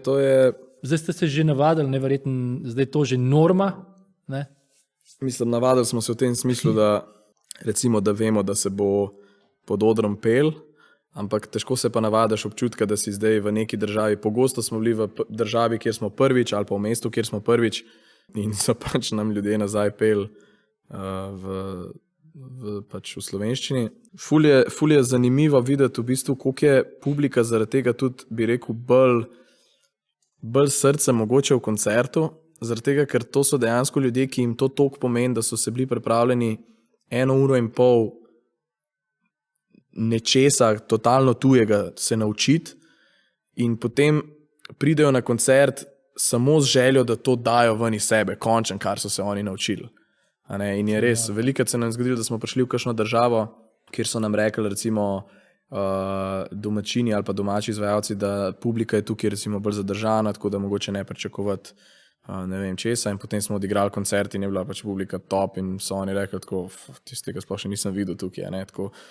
Zaradi tega, mislim, da je totalno druga mentaliteta poslušalca na koncertu, ker pač pride tja dejansko odklopiti vse, kar pozna in nekako, ne vem, tako zelo prvinsko uživati v tem.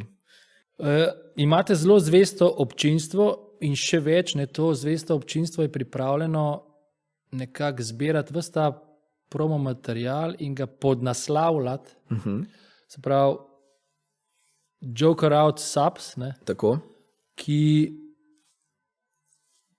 objavljajo vse objave, ki so z vami objavljene, podnaslavljajo, da lahko tudi tuji oboževalci gledajo take oddaje ali pa prispevke ali pa neke objave. Se pravi, dobesedno vse stvari, ki izidejo o nas, naj bojo to video vsebine, zvočne vsebine ali pa pisne vsebine, to je skupina naših fanov iz celega sveta, ki so se zelo organizirano skongruirali v to skupino Joker Out Subs in ki, kakor jaz zdaj vem, tako delujejo pač res kot organizacija že.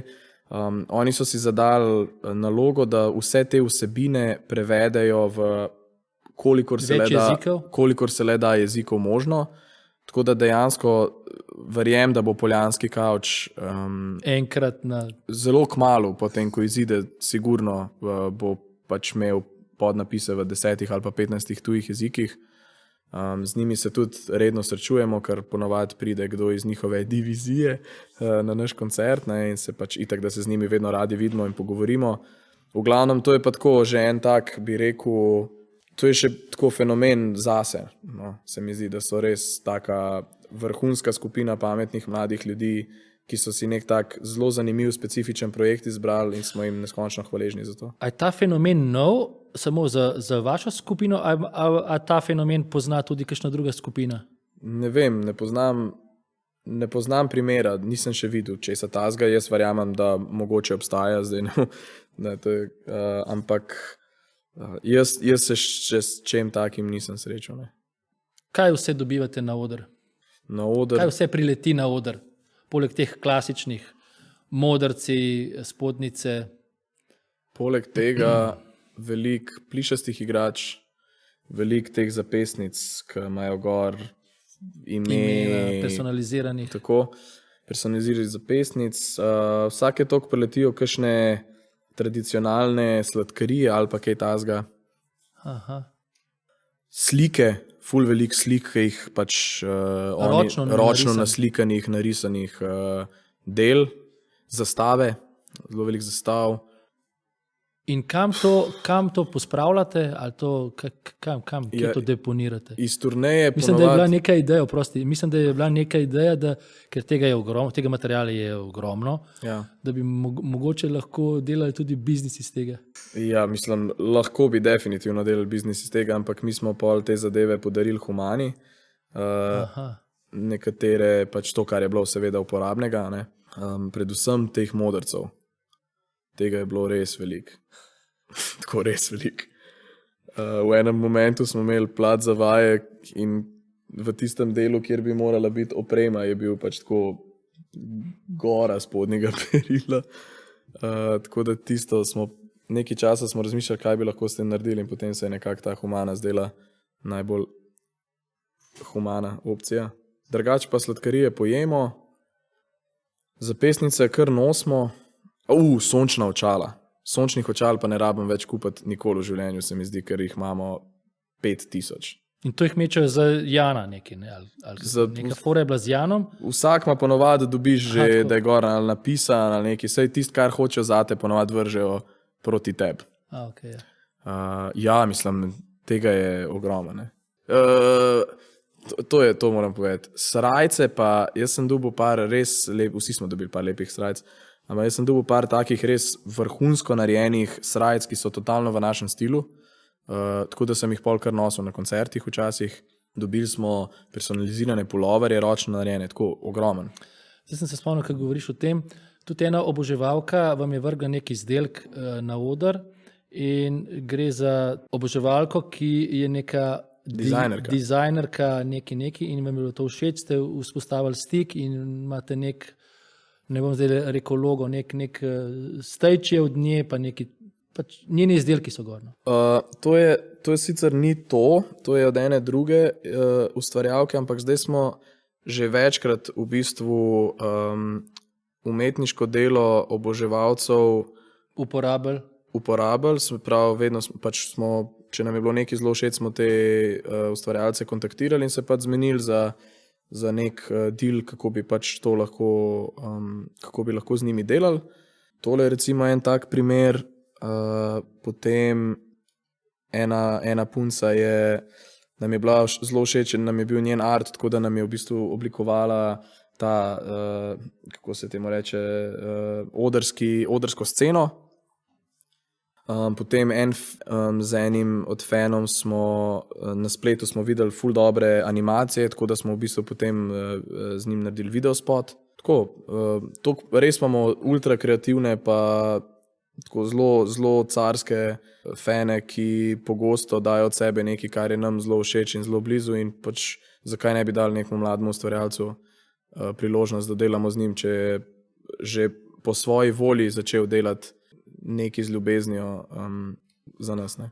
Vprašal bi te tudi to, da postaneš prepoznaven, slaven, zvezdnik in to, za tem se skriva verjetno veliko dela, veliko talenta, prava osebnost moraš biti. Kaj še? A še kaj? Ja, hvala, da mora biti vedno vpleten kanček sreče. Čeprav jaz verjamem, da tisti, ki imajo vse to, kar si naštel, si srečo pač, sreča spremlja tiste, ki to imajo. Ne? Hrabre. Tako sreča spremlja hrabre. Včasih moraš biti malo nor, malo pogumen. Kaj pa vem? Všeč mi je bila neka misel, da to, kar si ti danes, ni nastalo v zadnjih 5 letih, ampak to se ti je nalagalo v tvojem življenju, ker vse skozi si nekaj nastopal, pa se razvijal pevsko, igralsko, nastopaško in to se gradi, to se nalaga, da si ti zdaj taka persona na odru lahko, da si domač na odru. Ne. To ni od danes na jutri, želim povedati, to ni od danes na jutri, ne, ampak da to v bistvu ti gradiš sigurno, kaj ne zdaj rečem, 15 let. Absolutno. Ne. A je talent dost? Ne. Koliko recimo procentualno lahko daš recimo če imam te tri aspekte, osebnost, talent in delo, koliko v procentih je kateri v tvojem primeru, jaz predvidevam, da je tukaj noter full dela. Full dela. Tukaj noter je dela, recimo, kaj ćva reči, 70-80% dela. Ja, ne vem, zdaj to je tako. Recimo, no, karkoli bom rekel, bom nekaj govoriva. kar nekaj butno, ampak Ja. nekaj absolutno je talenta, na katerem sem pač sploh začel graditi zgodbo. Kar se tiče osebnosti, se mi zdi, da bil več ali manj od otroštva precej na isti poti. Se pravi, nisem imel nekih hujših osebnostnih odstopanj. Pač vedno sem nekako bil, se mi zdi, da odprt, pa komunikativen. Definitivno sem veliko rajš bil v družbi vedno kot sam. Delal sem pa vedno, se mi zdi, da vedno sem rad naredil za tisto, kar mi pomeni maksimalno, kolikor sem lahko. Zdaj pa, koliko je to procentualno razdeljen, dajva reči. Ne, dejstvo je to, da si talentiran, tvoji nastavki so na nekem višjem nivoju, govoriva o pevskih nastavkih, o pojavnosti in pač nek talent je prisoten. Ta talent je bilo treba obrusil si ga v zadnjih 15 letih na različnih dejavnostih, od vodenja prireditev do igranja, do petja in tako. In to je vse delo. To je vse delo. To je vse delo. To je Tako. 15-letno delo, ki Tako. se kopiči, nalaga in zdaj se nekje se kaže. Dajva reči, da je 50%, ne. Se pravi, samo delo po sebi verjetno ni dovolj, če ni nobenega talenta, tako da ne more biti, če greva po ocenah, ne, za pozitivno rabiš 51%. A ne? Ja. No, dajva reči, da je delo pol 45%. Samo, res, ok. Ja, Okay, če gledava tako, ne, da samo po 45 sebi ti delo, že ne more zagotoviti koliko je- pozitivne ocene. Koliko je talenta, koliko bi rekel talenta, koliko bi dal talenta? Ja, se pravi, zdaj pa moja matematika. 45% je delo, se pravi, ostane nama 55%. Ki ga je treba razdeliti na osebnost in na talent. Tako. Pa bi pa jaz rekel, da je od 55% 40% talent, pa 15% osebnost. Kar bi lahko zdaj, ko bova mi dokončala pogovor in bi se bom zamislil za nazaj in rekel, koliko sem to čist bedno rekel in totalno narobe. Se je težko vprašanje. Ampak v tem trenutku se mi zdi ta razdelitev poštena. Se pravi, samo 45, 40, 15. tako. Ja. Ker 40 in 15, se pravi, če imaš že talent in osebnost, pa si lenoba, jaz mislim, da ti že lahko rata, se pravi, z nekim spletom sreče, ampak je že 55%, je že pozitivna ocena. Delo samo po sebi pa ni dovolj. To je moja nekako logična razdelava tega. In z uspešnostjo pride tudi prepoznavnost, slava. Kakšna je cena slave, prepoznavnosti? Kaj pa vem? Kako se spopadaš s tem? Se pravi, ti si zdaj javna oseba, prepoznavajo te. A je to naporno, a je to prijetno? To je tako, ne. Hvala Bogu, jaz nisem tudi približno toliko slaven, da bi zdaj to onemogočalo moje življenje. Si pa prepoznaven. Sem pa prepoznaven, odvisno kje, ampak na tem našem območju ja sem. Kaj to zares pomeni v praksi? To pomeni, da če grem na kavo v kafič, ne bom... Te vsi opazijo. Ja, ampak to pomeni zame, da jaz ne bom govoril o osebnih stvareh s komarkoli že sem na tisti kavi, oziroma če bom govoril, bom definitivno konstantno razmišljal in pazil, da me ljudje okoli ne slišijo. To pomeni, da Zakaj? se bo mogel... Zakaj? Ker se to lahko obrne proti tebi. Ne, da se obrne proti meni, ampak zato, ker pač se mi zdi, da se nobenega drugega ne tiče tisto, kar bi jaz rad povedal nekomu, in zelo hitro opaziš, ko nekdo začne pozornost jemati nate in pač ti je neprijetno govoriti stvari, ki niso za njih namenjene. Meni se zdi to čist normalna stvar. To pomeni, da se bom vsake toliko mogel s kom slikati ali pa kakšen podpis dati, kar je totalno nemoteče načeloma. Prijetnosti so to. Ja, to je v bistvu bolj hvala Bogu, ker to pomeni, da ljudem to nekaj pomeni. Za kaj tazga ste tudi delali, ne? Absolutno, ja, sej brez tega ni, če ni tega, pol pomeni verjetno, da tudi pod odrom nimaš ljudi, a ne? Edino, kar je taka negativna stvar, je pa to, da se pač ves čas od tebe razpreda na kakšnih socialnih omrežjih, pa to, tako da če se uspeš temu izogniti, ni hudega. Prvo pravilo pri tem verjetno, da upoštevate, da ne berete komentarjev zlobnih, negativnih in to. Ja. A ti to uspeva? Ja, jaz sem se uspel nekako kar izolirati od teh komentarjev. Sicer vsake toliko pride kaj, ampak mislim, komentarjev definitivno ne grem brati. To. Kako je pa s kritikami, te prizadanejo, ti dajo priložnost za samorefleksijo oziroma za razmislek ali pa kaj pa vem.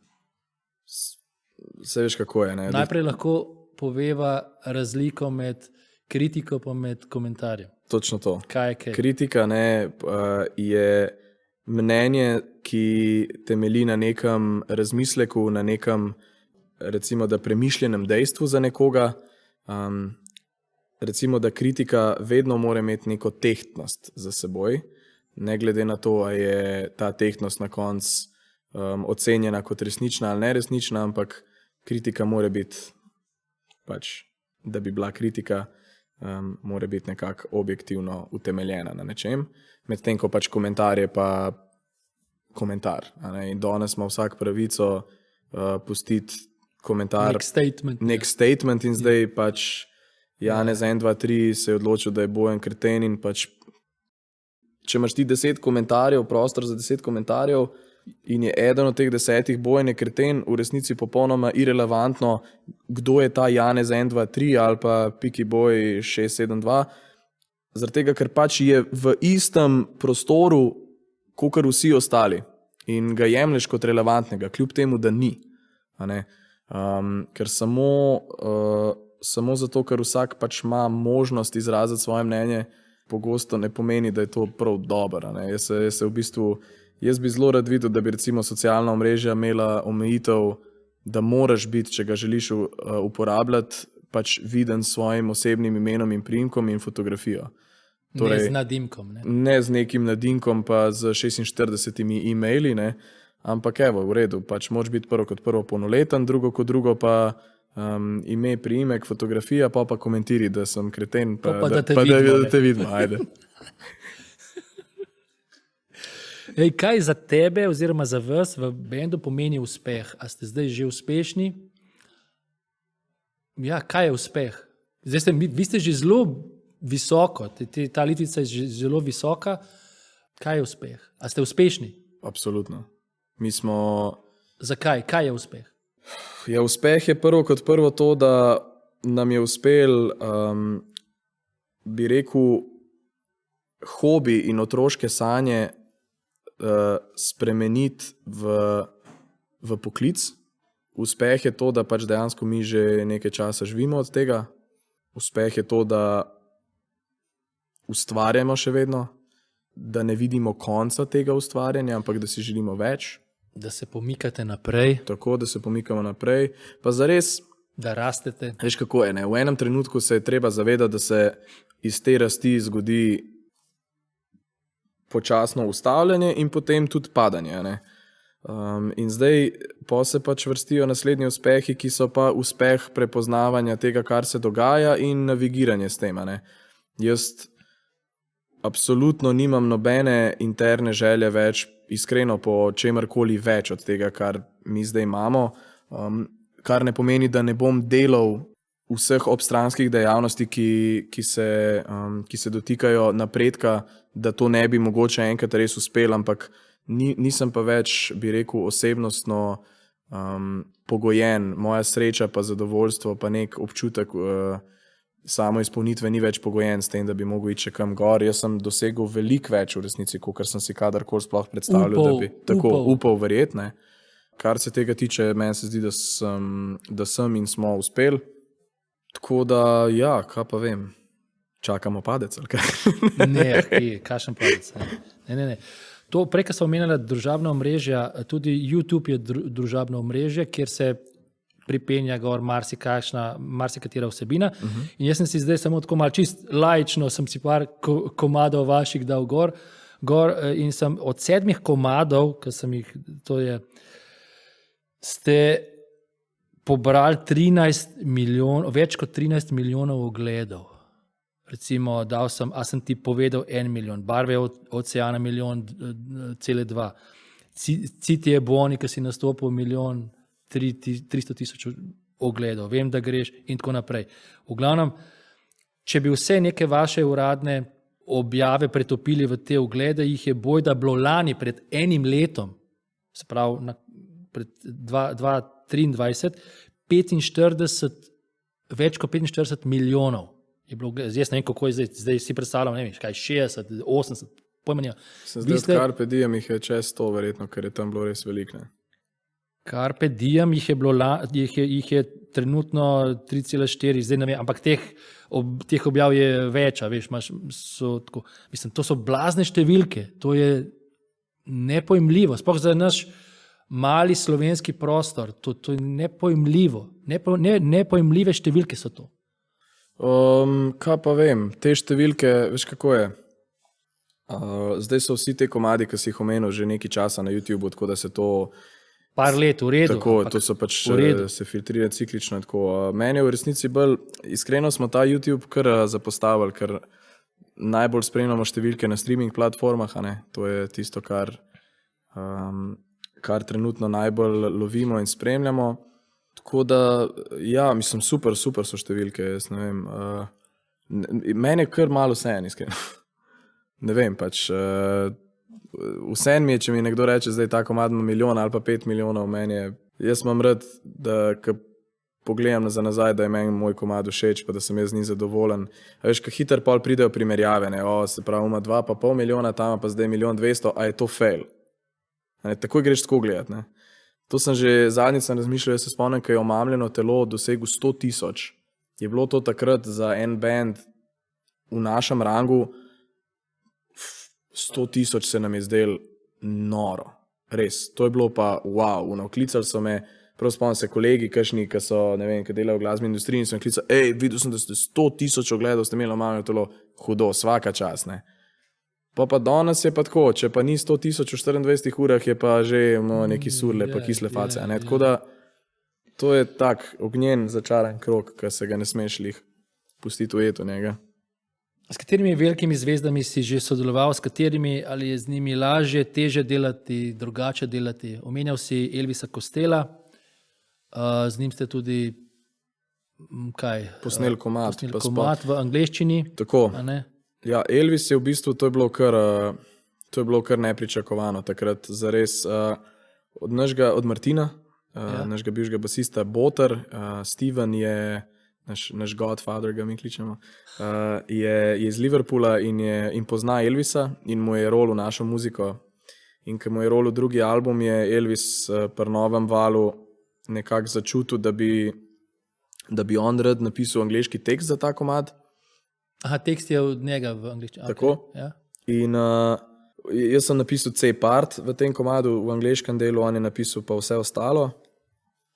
Tako da imava dejansko kolaboracijo, kar mi je nekako najbolj v čast, ker pač on je res pisal s Paul McCartneyjem, s Burt Bacharachom, z vsemi največjimi in tudi bil eden od ustvarjalcev novega vala v Angliji.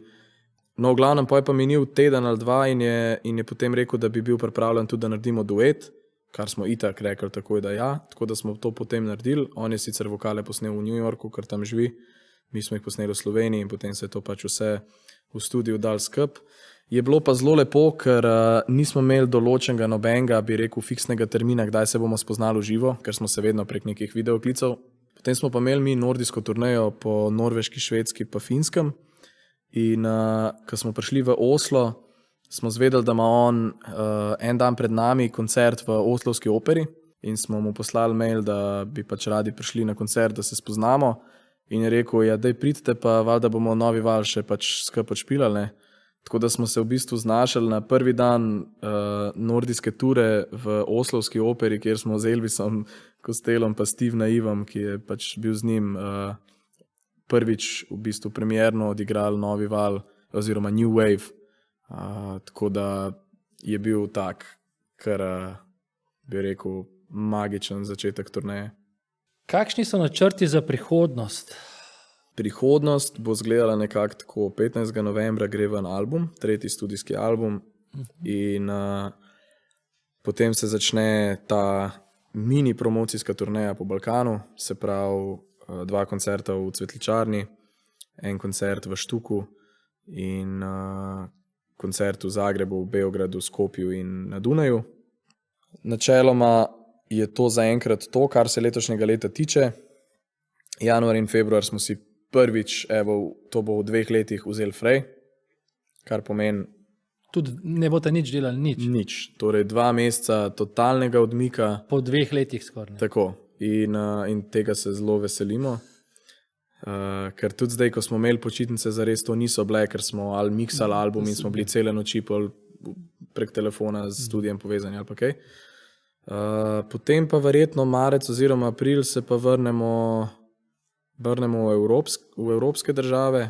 Letos bi morali iti, 2krat smo bili povabljeni za turnejo v Avstraliji, ampak se nažalost ni šlo, ker smo koledarsko se nam ni snemanjem albuma išlo, tako da mogoče naslednje leto bi bil vesel, če bi nam uspela ta Avstralija iti čez.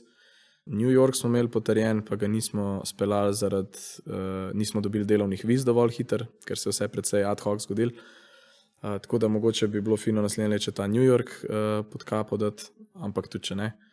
Tako da ja, evropski odri, več bomo v Sloveniji, več bomo na Balkanu, polet festivalska sezona, upam, da dost močna, letos je bila dobra. Ok, to so neki načrti za prihodnost, kaj pa vaše želje, vaša stremenja, želje? Ja, moja želja je, da se vrnem iz tistega dopusta in da... Govorim o bendu govorim. Sej. Ja, to, ja, da se moja želja je, da se vrnem iz dopusta. Prenovljen. Tako in da stopam na plac za vaje in da vidim 4 totalno sveže modele in sebe svežga in da smo tako, končno je konc teh 2 mesecev počitka, gremo. Komi sem čakal, da vas vidim. Tako. Ena par zanimivosti imam tukaj na Eurosongu, na afterpartiju, ja. Si izgubil telefon. Ja. Kaj? In kva? A si ga dobil? Ne. Kje si to zvedel? Pa dobro, si izgubil telefon. Ja. In noter kaj, vsi kontakti, ne vem, neke... Ja, a si dobil telefon? Sem. Zjutraj sem se zbudil v velikem šoku, ker točno vse, kar si povedal, zdaj izgubil sem svoj telefon, ki ima noter vse moje, vse. In to je bil dan odhoda in zdaj moram iti, nimam telefona, v glavnem na koncu je moj telefon našel, sem ga dobil, ampak... Pa v redu, pa si našel telefon, super, ampak vmes je lepo... Še ena dobra stvar je bila, da nisem imel noter svoje kartice, ampak sem imel angleško kartico noter, svojo kartico sem imel pa v kovčku, tako da sem, vsaj kar se tega tiče, bil tako, ne vem... Bolj miren, ja. Ja, mislim, ful dober, nekdo mi bo celo galerijo pregledal, pa vse moje osebne stvari, ampak imam svoje številke, juhu. Oprosti, naslednja taka zanimivost mi je bila na turneji, še na začetku, ko ste začeli peti Štabih, ja, nisi bil tako suveren v ta tekst, ne, in si rekel unmu tehniku tam na turu, daj mi, nalep mi tekst na monitor, ne, in ok, bom nalepil tekst na monitor, ne, in kaj se je zgodilo? Ja, jaz sem Štabih, zares končal tekstovno šele tisti dan na turneji, v hotelski sobi, preden sem šel na koncert in ker sem ga lih napisal, nisem bil 1000%, da se bom jaz zdaj med koncertom spomnil, sploh zato, ker je kar hiter ta refren. Ja. In sem rekel, ok, valjda hočem to odpeti, tako je treba, sem rekel našemu Kikiju, da naj mi to prosim napiše na list in mi zalep na monitor, da bom lahko med refrenom tisto bral, ne. In on je to zalepil, sej zalepil. In jaz sem pred koncertom prišel, sem rekel, Kiki, jaz si zalepil, sem zalepil, ok, the best, pridem na oder, nikjer tega lista. In jaz pojem in gledam po tistem prostoru, kam je on to zalepil, je kakšen drug zvočnik mislil, da je monitor ali nekaj in jaz tega ne vidim, ne. In 2 ali 3 komade, preden je bil v Štabih, jaz stopam tako čist na rob odra in pogledam levo in zdaj vidim, da je na tleh ta monitor in da je on zalepil na stran, da folk gleda. Na zunanjo stran od odra. na zunanjo stran. Proti občinstvu. In pač občinstvo je cel ta cajt snemal pa slikal ta tekst, ki niso vedeli, kaj je, ampak vsi so zelo naravno, očitno, kar je še bolj fascinantno, ker mi smo igrali v Helsinkih takrat, da so se prav Finci uspeli prepoznati, da to, kar tam piše, ni nekaj, kar mi že špilamo in je šel očitno med tem, no pa sem jaz pač rekel, ne, da mi pač vrnem to in mi je on. To je bilo še bolj narobe, se pravi, da je on predvsem išel in vzel tisti list papirja in mi ga zalepil na monitor, da ga kao jaz berem. No, glavno, to je šlo toliko viralno na TikToku tisti dan, da smo mi 2 uri po koncertu so bili že vsi liriksi, cel liriks je bil na internetu, v srbščini, preveden v angleščino, na TikToku, ne vem, v prvem dnevu, kada bi rekel 200,000 ogledov že na tem komadu. In naslednji dan, ko smo prišli, ker smo igrali 2 noči v Helsinkih, naslednji dan je pol publike že pel ta komad, do konca ture so ga znali pa vsi, kar je bilo noro. Pač komad sploh še ni bil izdan, tako da Kiki v bistvu ne hote totalen marketing genij. Je promoviral, ja. Ja.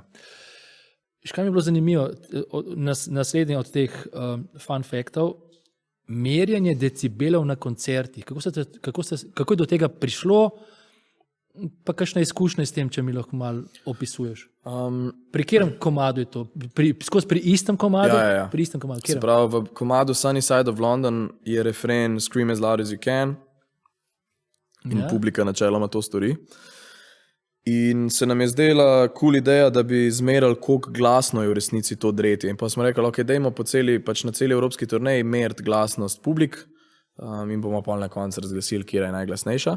V glavnem, mi smo prišli do zaključka, da je ta glasnost, ko se oni zaderejo pri nas, je pač dejansko že medicinsko gledano škodljiva za ušesa, za sluh. V škodljivem območju?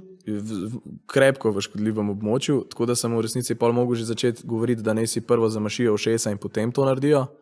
In to je šlo, ne vem, čez 120 decibelov, kar je res zelo na glas. Recimo, da eno ozvočanje na koncertu, ko greš, da ti je prijetno še za ušesa, je nekje okoli 96-98 decibelov, to je pa šlo čez 120 decibelov, kar je zelo veliko. Enkrat si se spozabil in si čepke dal ven iz ušesa. Slušalko, ja.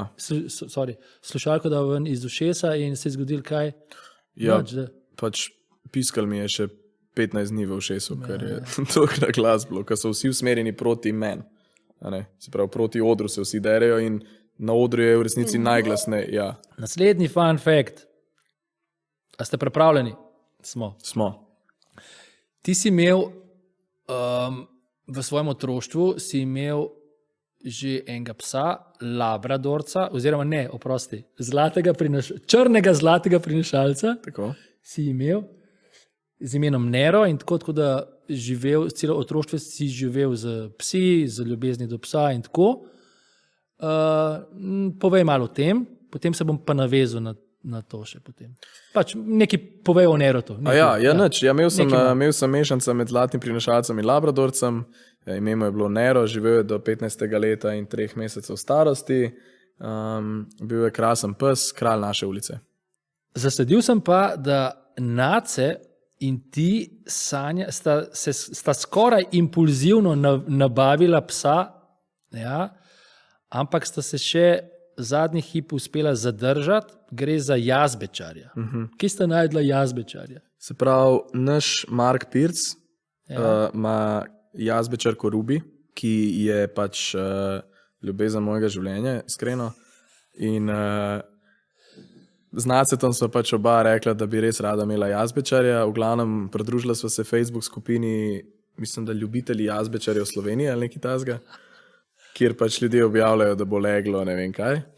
In pozva tako zelo, v enem trenutku se spomnim, ko smo snemali spot za Carpe Diem, to je bil ta dan, so midva odprla tisto skupino in je bilo neko krasno leglo. In sva z Nacetom rekla, da je midva to imela. In tako res sva bila že pripravljena, da bo pač pisala, da bi midva imela te jazbečarje. V glavnem pol sva seveda dobila v naslednjem trenutku pač zdrav razum nazaj v glavo. Sva rekla, ok, kdo bo za tega psa skrbel, ni šanse, ne. Tako da pol nisva kupila jazbečarjev, ampak Nace je zdaj kupil jazbečarja in ima zelo luškega jazbečarja Pinota. A ga sabo vozi kaj? Mislim, hodi z bendom? Ne, pride pa na vajo vsake tok. Ja. Ti je kaj žal? Ne, ni mi žal, ker za tega psa bi moral pač nekdo drug Ja, skrbeti, to bi bilo čisto neodgovorno. Slišal sem, da ko si delal vozniški izpit, Ja. to informacijo smo dobili od inštruktorja, ki še vedno poučuje na naši šoli, veš pač tega, te CPP-ja, veš to. Pazi ja. to. Povedal je, da si imel bojda zelo malo praktičnih ur vožnje, ko si ti delal izpit za to, da si po ful mal urah praktičnih vožnje naredil izpit. Kar pomeni, da si bil zelo hiter kandidat, da si se hitro učil in to. To je dobra stvar, Bojan. Aha, ok, ja, mislim, ok. Mislim, me je bilo že strah, da bo kaj tako. Kaj si ti mislil? Ne vem, ne. Torej, je še kaj v zvezi z avtom? Ne, nič tazga, ampak tako sem, kaj pa vem, časih kaj pozabiš. Ja, mislim, pač imel sem to minimalno število, legalno. Zagotovo veš, s kolikimi urami si naredil izpit? A je legalno za 21 narediti izpit? Po mojem, da to v nas niže ne gre. Ja, pač toliko, kolikor niže ne gre, sem naredil. Ja, ok. Naslednji fun fact. Bom rekel 2 besedi, ti boš pa govoril. Đurđev dan. Znam na trobento. Ok. Hotel sem slišati to. Viralni posnetek sem gledal, ko si ko ste bili v Beogradu. Jure ni mogel več, je bil pred zmatran, nekaj je bilo situacija z Juretom in si pol ti, ok, pridemo pred folk in zdaj, ajde. Ja. Govori.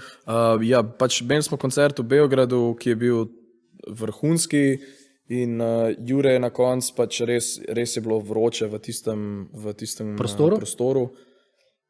Je Jure pač na koncu že dejansko zgubil sapo, ker smo šli še na bis in tako in ni več mogel igrati, pač bil je totalno zgonen in scuzan.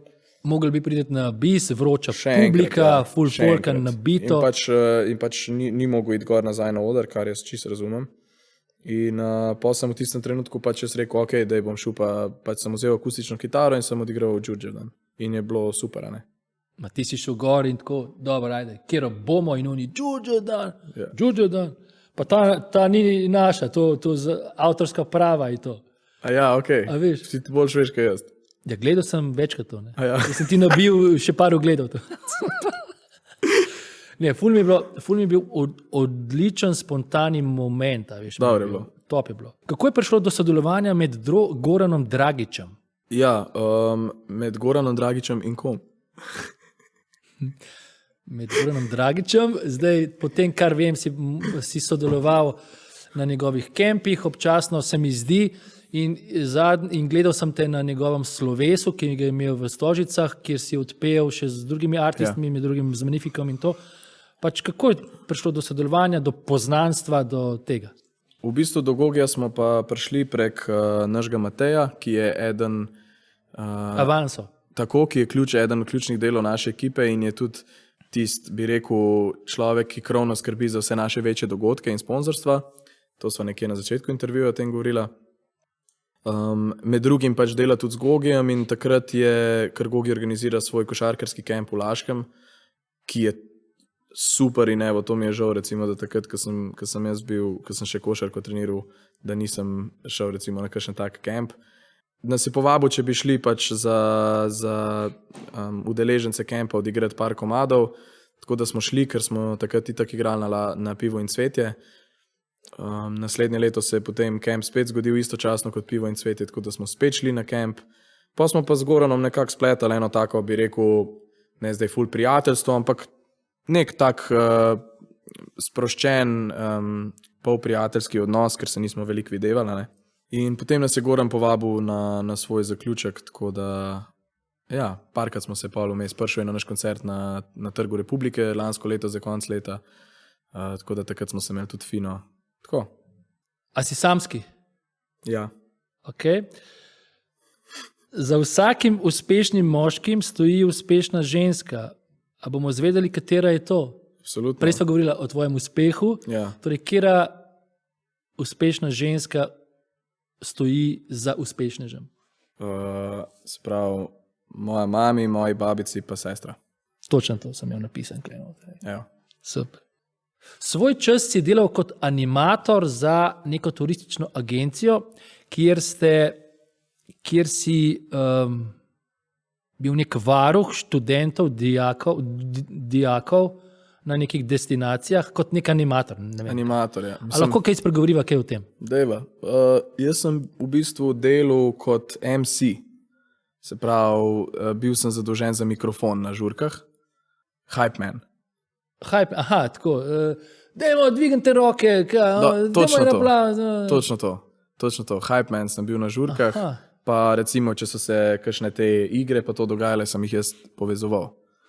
To je bila moja... Spet si nastopal... Absolutno, to je bila moja vloga. Se pravi, načeloma je bila moja vloga konstantno držati vzdušje zabave na maksimumu. Se pravi, takrat, ko je začel padati, je bila moja odgovornost, da sem mogoče to prepoznal, pa začel z nekimi forami, ali pa da sem včasih, itak smo imeli toliko vrhunske DJ-je, takrat, ko so to upravljali že 5-10 let in so totalno vse vedeli, kaj se dogaja, ampak načeloma sem bil pa tudi z njimi v kontaktu, rekel, da je mogoče ta komad, ki vem, kaj bi naredil neko foro, take zadeve. Koliko všečno delo ti je bilo to? Ti je bilo všeč, ne? Za tisti čas, ki sem ga upravljal, kar je bilo 2 poleti, mi je bilo všeč. Ja. Boj, da ste imeli pogodbe, da se ne smete zapletati z... Absolutno. To, ne vem iskreno, je bila to pogodba, ampak to je bilo tako in mogoče napisano pravilo in ne napisano pravilo je bilo, da se ne smeš zapletati s potniki. Ja, ne. Se mogoče spomniš, kaj je bil tvoj prvi job? Moj prvi job je bil, bi rekel, da povezovalec na kaj so že bile te neke tržnice. Tudi predstavitve nekih turističnih tako, turistična, mislim, da se je imenovala turistična tržnica ali nekaj tasga. To je bil v bistvu en projekt, kjer so se osnovnošolci predstavljali s svojimi turističnimi projekti. Se pravi, osnovne šole so sodelovale v tem. In ti si to predstavitve imel čez. Jaz sem pa te dogodke, to so v bistvu bili bolj dogodki, ki so se dogajali v shopping centrih, kjer so imeli dejansko, osnovne šole so imele postavljene svoje stojnice in na teh stojnicah so otroci predstavljali svoje turistične projekte za svoj kraj. In ljudje so dejansko hodili, ne vem, dobivali kakšno... Promocijski material, hrano, to so vse otroci naredili, ne? Tako da je bilo par res hudih stvari tam narejenih. Povejva, kaj si študiral? Študiral sem... Začel si najprej Začel sem z ekonomijo in končal s sociologijo, kar sem tudi doštudiral. Ja. Ampak upisal si pa magisterij, ki... Nisem. Nisi? Ne, magisterij nisem upisal zaradi tega, ker... Mogoče je to cilj za kdaj? Iskreno ne. Jaz sem diplomiral torej leta... Čakaj, kdaj si? 2022 predvidevam. Tako, leta 2022 sem diplomiral. Takrat mi je bilo že več kot očitno jasno, da se želim ukvarjati z glasbo in mi je tudi takrat glasba že močno zajedala v vse aspekte življenja in tudi časa. Tako da sem bil v resnici zelo vesel, da sem uspel diplomirati. Tudi s parimi profesorji smo se pohecali, da en profesor mi je lepo rekel, da absolutno se zaveda, da zdaj ne bo mogel iti na magisterij, ampak da če pa hočem kdaj, da sem več kot dobrodošel, tako da to je lepo vedeti. A ti ta znanja z tega študija, torej sociološka znanja, koristijo kaj tudi v tem biznisu verjetno? Ne v biznisu, ampak meni kot ustvarjalcu pa definitivno. Jaz sem veliko enih, bi rekel tako, da ena zelo logično nadaljevanje in nadgradnja tega, kar se mi je v glavi dogajalo tukaj na Poljanah, se je potem nadaljeval na FDV-ju, kar se tiče sociologije. In potem prihajam na naslednji fun fact, katerega si ne bi želel, da ga preskočiva. Imitacije. Ja. Moje skromno mnenje je, da si zelo dober v imitiranju. Pač imaš posluh, znaš oponašati določene osebe. Hkrati se pa zavedam, da imitacije na zahtevo s pritiskom na gumb so zelo težke. Zelo težke. Ja, to se zdi. A je možno, da mogoče kakšnega oponašaš? Koga bi jaz lahko oponašal, pa da bi bilo to... Vizile ne moramo oponašati. Dejansko ne vem pojma, kaj bi naredil. Sem bil vesel, zdaj, ki si to omenil, ker je bila otvoritev našega dvorišča na tej šoli, so določeni dijaki oponašali določene učitelje. In sem bil zelo vesel, da ni bilo nobenega, ki bi lahko oponašal mene. Ne, zelo težko. Vej, da sem bil zelo neugoden sem za oponašati, ne vem zakaj, Ja. ampak tako bil sem zelo vesel. Bi rekel, da si zelo neugoden za oponašati, ker si tako, kva pa vem, nimaš govorno, nimaš toliko zelo, bi rekel, Značilnosti ali kaj? v resnici imaš glasovno značilnost, ampak imaš precej nizek glas, tako da bi se te bilo že z tega stališča težko lotiti. Imaš tudi malo tak raskav glas po naravi. Rasko. Ej, ne mi zdaj stran od teme. A imamo kakšnega za oponašanje? Joj, ne vem, koga bi zdaj, pa to je meni se zdi zmer tako, Recimo, deva prav, ali kaj, manjota recimo. da bi ti rekel, da čakaj, piškotek, da se spomnim enega lajna. Ko bi ti rekel, da me to kar zabava, no, tako je, da tako delava tale intervju, pa včasih pomislim, ne vem, težko mi je zdaj na zahtevo manjata, tako. Ja, sem. Sam ga imam zelo rad, ne. Poprosti manjo, če sem te užalil. Koga pa imaš recimo? Koga sem recimo Gogija, mislim, da sem recimo, da vmes uspel skiniti Dragiča. Gorana Dragiča, ajde dej Dragiča. Ja, jaz bi se res rad zahvalil trenerju pa vsem fantom iz ekipe. Mislim, da je bila tekma zelo uspešna, tako da nismo bili najboljši v prvi polovici, pa smo se pa dvignali in je bilo super. Top je mi, Nekaj super, davi. hvala. Top, ne, res. Ful, vse karakteristike in besede in intonacija, zvok, vse. Ok. Zdaj me bo Gogi črto iz Ne vseh svojih bote, ne, seznamov. to je dobra duša, ne. Rad te imam, Gogi, zelo oprosti, če sem te Ne bo. slabo oponašal. Ali veliko bereš? Glede na to, da se zelo dobro in lepo izražaš, da si zelo argumentiran, artikuliran, te nastavki izražanja so zelo visoki, predvidevam, da si v življenju veliko prebral. Kakšne knjige bereš? Oziroma, a sploh bereš? Berem, ja. Imaš čas za branje? Berem, poskušam si najti zdaj čim več časa za branje. V bistvu sem se vmes precej polenil, kar se branja tiče. Največ sem bral recimo definitivno sem največ bral v osnovni šoli, kar se kvantitete tiče. Kar se kvalitete tiče, verjetno pol za časa srednje šole, ampak zdaj nekako se poskušam vrniti malo v branje. Ja. Najraje berem drugače tako romane ali pa kakšne zgodovinske zadeve. Murakamija imam zelo rad. Moja najljubša knjiga, če bi koga zanimali, je Tek za zmajem od Khaleda Hoseinija. To sem, mislim, da že večkrat povedal. Ampak je res tako, meni se zdi vrhunska knjiga in tudi zelo aktualna za današnje čase. Tako da bi si jo marsikdo v resnici po mojem moral prebrati. Za naslednje poletje bo to moja knjiga. Evo. Prebral, evo. A obljubaš? Hvala za idejo, obljubim. Ni za kaj. Svoj čas si pridobil nekaj kilogramov. Zdaj moram ti povedati, da si mi izgledaš v formi, da si v redu, nisi zdaj v top formi. Prav spomnim se, ker si mi enkrat rekel, Ja, boč pismo, boš mogel malo. ja to, mislim, a si kaj razmislil. In tako. Veš, ne. In zdaj, ali lahko opišeš dno dna, ko te je mama opozorila nekje na to, ajde sine. Enkrat je bilo res. Ja. Enkrat sem prišel, to se prav spomnim, doma sem probavil neke srajce za ne vem, koncert ali karkoli že bilo v dnevni sobi in je mama me tako pogledala in rekla, zdaj je pa čas za kakšen fitness počasa, ni. In jaz pogledam dole in vidim, da je sicer res, ampak sem se valjda malo jezil, ne. Kva se pa greš, ne. In je rekla pač, lej, dejstva so taka, ne moreš zdaj izgledati, kakor da si že končal s kariero.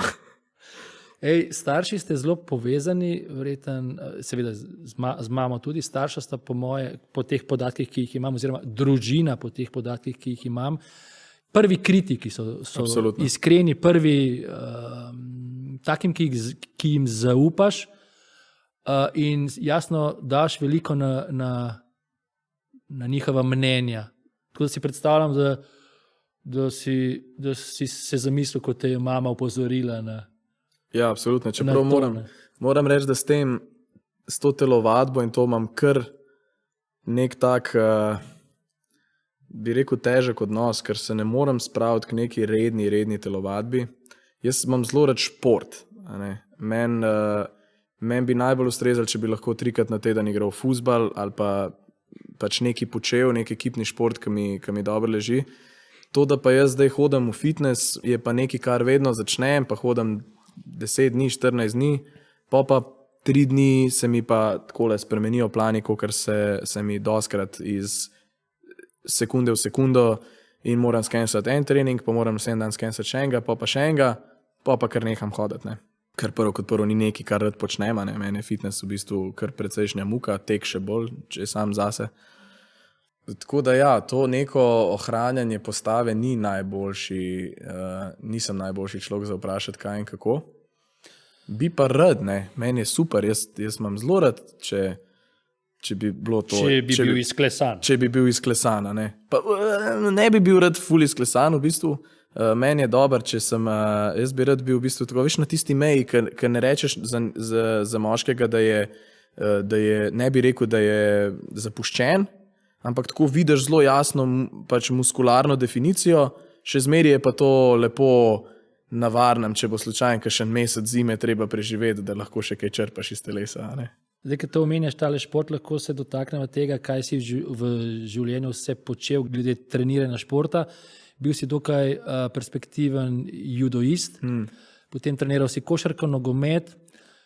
Če ostaneva pri nogometu, a si še reprezentant slovenskih estradnikov oziroma Slovenije, da hodite na neke promocijske tekme oziroma enkrat na teden, da igrate na nekih rekreacijah? Ja, tehnično gledano sem še vedno član te reprezentance, ampak ti ni tukaj. Ampak me ni tukaj, tako da nisem bil že zelo dolg v bistvu na nobenem ne treningu, ne tekmi.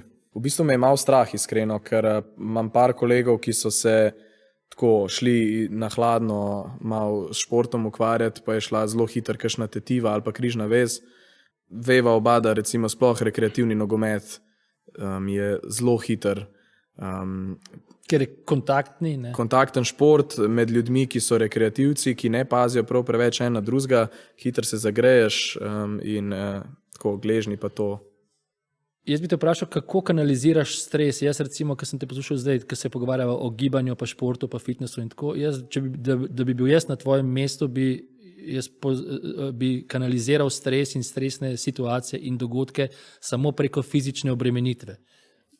Tiste, s katere se ukvarjaš. Se strinjam drugače. Kako ti to kanaliziraš stres? Po mojem, da premalo kanaliziram in zaradi tega, ker ga tudi premalo kanaliziram, se mi je vse to, kar se mi je zgodil. In to je edini razlog, zakaj bi recimo mene lahko nazaj pritegnili neko treniranje, točno ta neka notranja pomiritev. Zdaj, nažalost, sem našel sebe v nekih športih, ki niso nekaj, kar lahko izvajaš na dnevni bazi, pa da v njih pač uživam.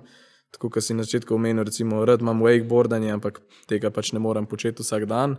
Pa tudi takrat, ko ga zdaj izvajam vedno manj, ker me kolena bolijo po 10 minutah wakeboardanja. Ampak rad jaham, kar tudi ne morem lih v Ljubljani početi zdaj vsak dan. Gokardi sem pa ugotovil, da so v bistvu daleč najboljši zame osebno kanalizator. Če to sploh beseda ni. Ampak so vseeno najboljši najboljši strelovod za sproščanje stresa. Ali pa napetosti. Dobesedno. Ker sem šel pa enkrat, ker sem bil v najhujšem obdobju te svoje anksioznosti in izgorelosti, sem šel na gokarde in sem po 20 minutah bil tako za 2 uri prerojen človek. Česa Bojan ne zna, ne počenja ali ne mara? Marsičesa. Ne mara, kaj res ne maram delati. Ja, evo, res ne maram hoditi v fitness, to sva prej ugotovila, oziroma redno telovaditi. Ne znam... Kaj pa kaj takega običajnega, vsakodnevnega, veš, ne vem, kot je morda pospravljanje, kuhanje... Okay, ja, ne maram. Pač take. Rad kuham, ne kuham ful pogosto, ampak rad kuham. Imaš kakšno specialiteto? Nek tak golaž, recimo ni golaž, ni pravi golaž v pravem pomenu, ampak kot golaž na koncu pride, znam dober narediti, to imajo fanti v bendu radi, če skuham, s pire krompirjem dobro znam ribo speč, gambere znam dobro pripraviti, kakšne testenine. Zdaj sem dobil flash. A v Londonu ste si sami kuhali v tisti bajti? Ja, večinoma je Jan kuhal. Ja? Jan pa potem drugi bi bil Jure, pa sem pa jaz tudi kaj skuhal. Nace je pripravljal pire krompir, je bil pire krompir majster. Ampak ja, Jan je kuhal in je v bistvu naredil par nekih svojih jedi, ki so zdaj že take signature, recimo bolognese rižoto.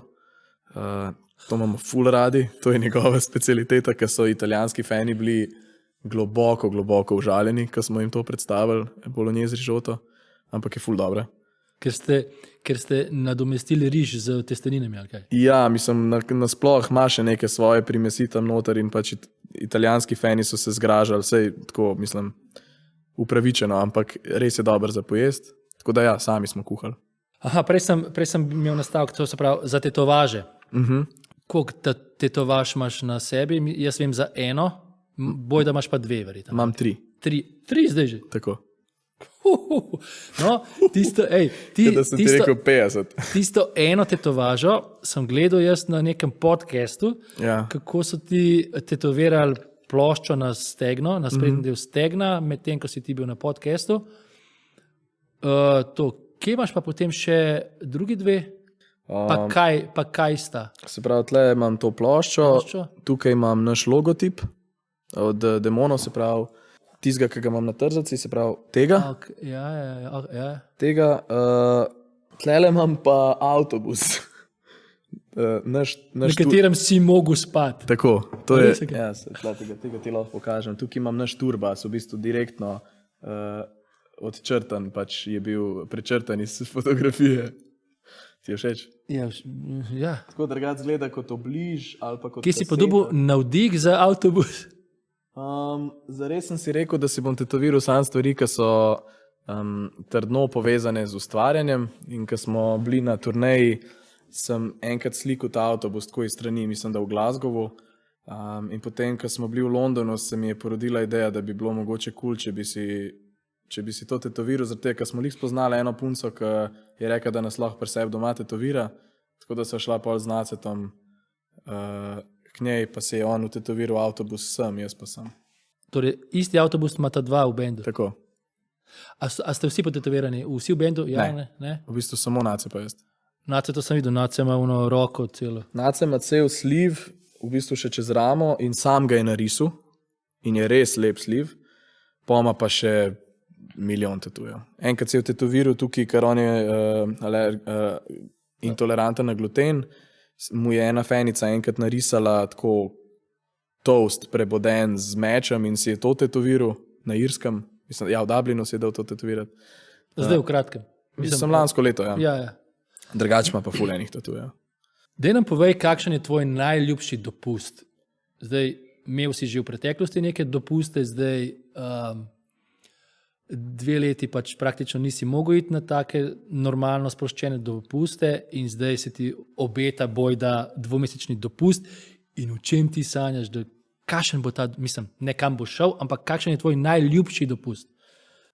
Nazadnje sem šel na dopust s tem prijateljem mojim finskim iz Karjo. Sva šla na Cipr za 1 teden in je bilo noro, ker je bilo povsod že mrzlo, tam je bilo pa 34 stopinj in nam je bilo krasen. V bistvu sva šla oba na zelo enak dopust, ker sva oba šla si spočiti glavo od istih stvari.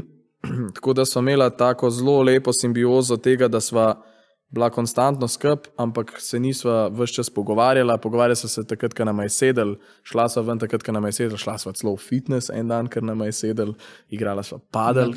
Na dopustu sva šla v fitness. Padel, ne vem, kako se reče. Ja, vem. Tako da to je bil v resnici ful lep dopust. Da sem bil s kolegom, ampak da sva dejansko si prišla oba spočiti možgane, to je bilo dobro. Tako da evo, moj idealen dopust bi bil s kakšnimi dobrimi prijatelji, ampak tako neobremenjeno, se pravi, da ni treba konstantno neki lapati, pa da je vroče.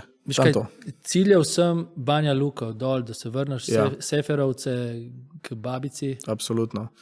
Na to sem ciljal. Ja, mislim, moj idealen dopust bi vključeval več destinacij. Ena od teh bi bila s kolegi vroče morje, Pol bi šel res rad za kakšne 3-4 tedne, če bi bilo le možno, sam to že ni več pol dopust, verjetno, to je že tako. Ampak recimo 3-4 tedne bi mi bilo idealno iti mal v Banja Luko pa biti tam neprekinjeno. To bom po mojem naredil drugače v tem 2-mesečnem dopustu, sicer po zimi tam ni toliko magično, kakor je poleti, ampak bom zagotovo šel za nekaj časa. To je pa to zares, nič. Jaz bi rad sam ležal na enem ležalniku, da mi sonce prži in da mi ni treba nič delati. Pa da ful dobro jem. To hrana mora biti, pa čim več morske hrane. Pa gob. Ful nam red gobe.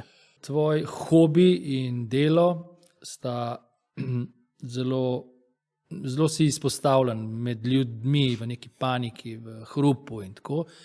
In jasno, da potem antipod tega je mir, da iščeš mir v naravi ali sam ali s knjigo, kakorkoli. In ena od takih dejavnosti, da iščeš mir, sta se ujela z Nacetom, ko sta hodila, ali mogoče še celo, ko hodita občasno Ribe lovit.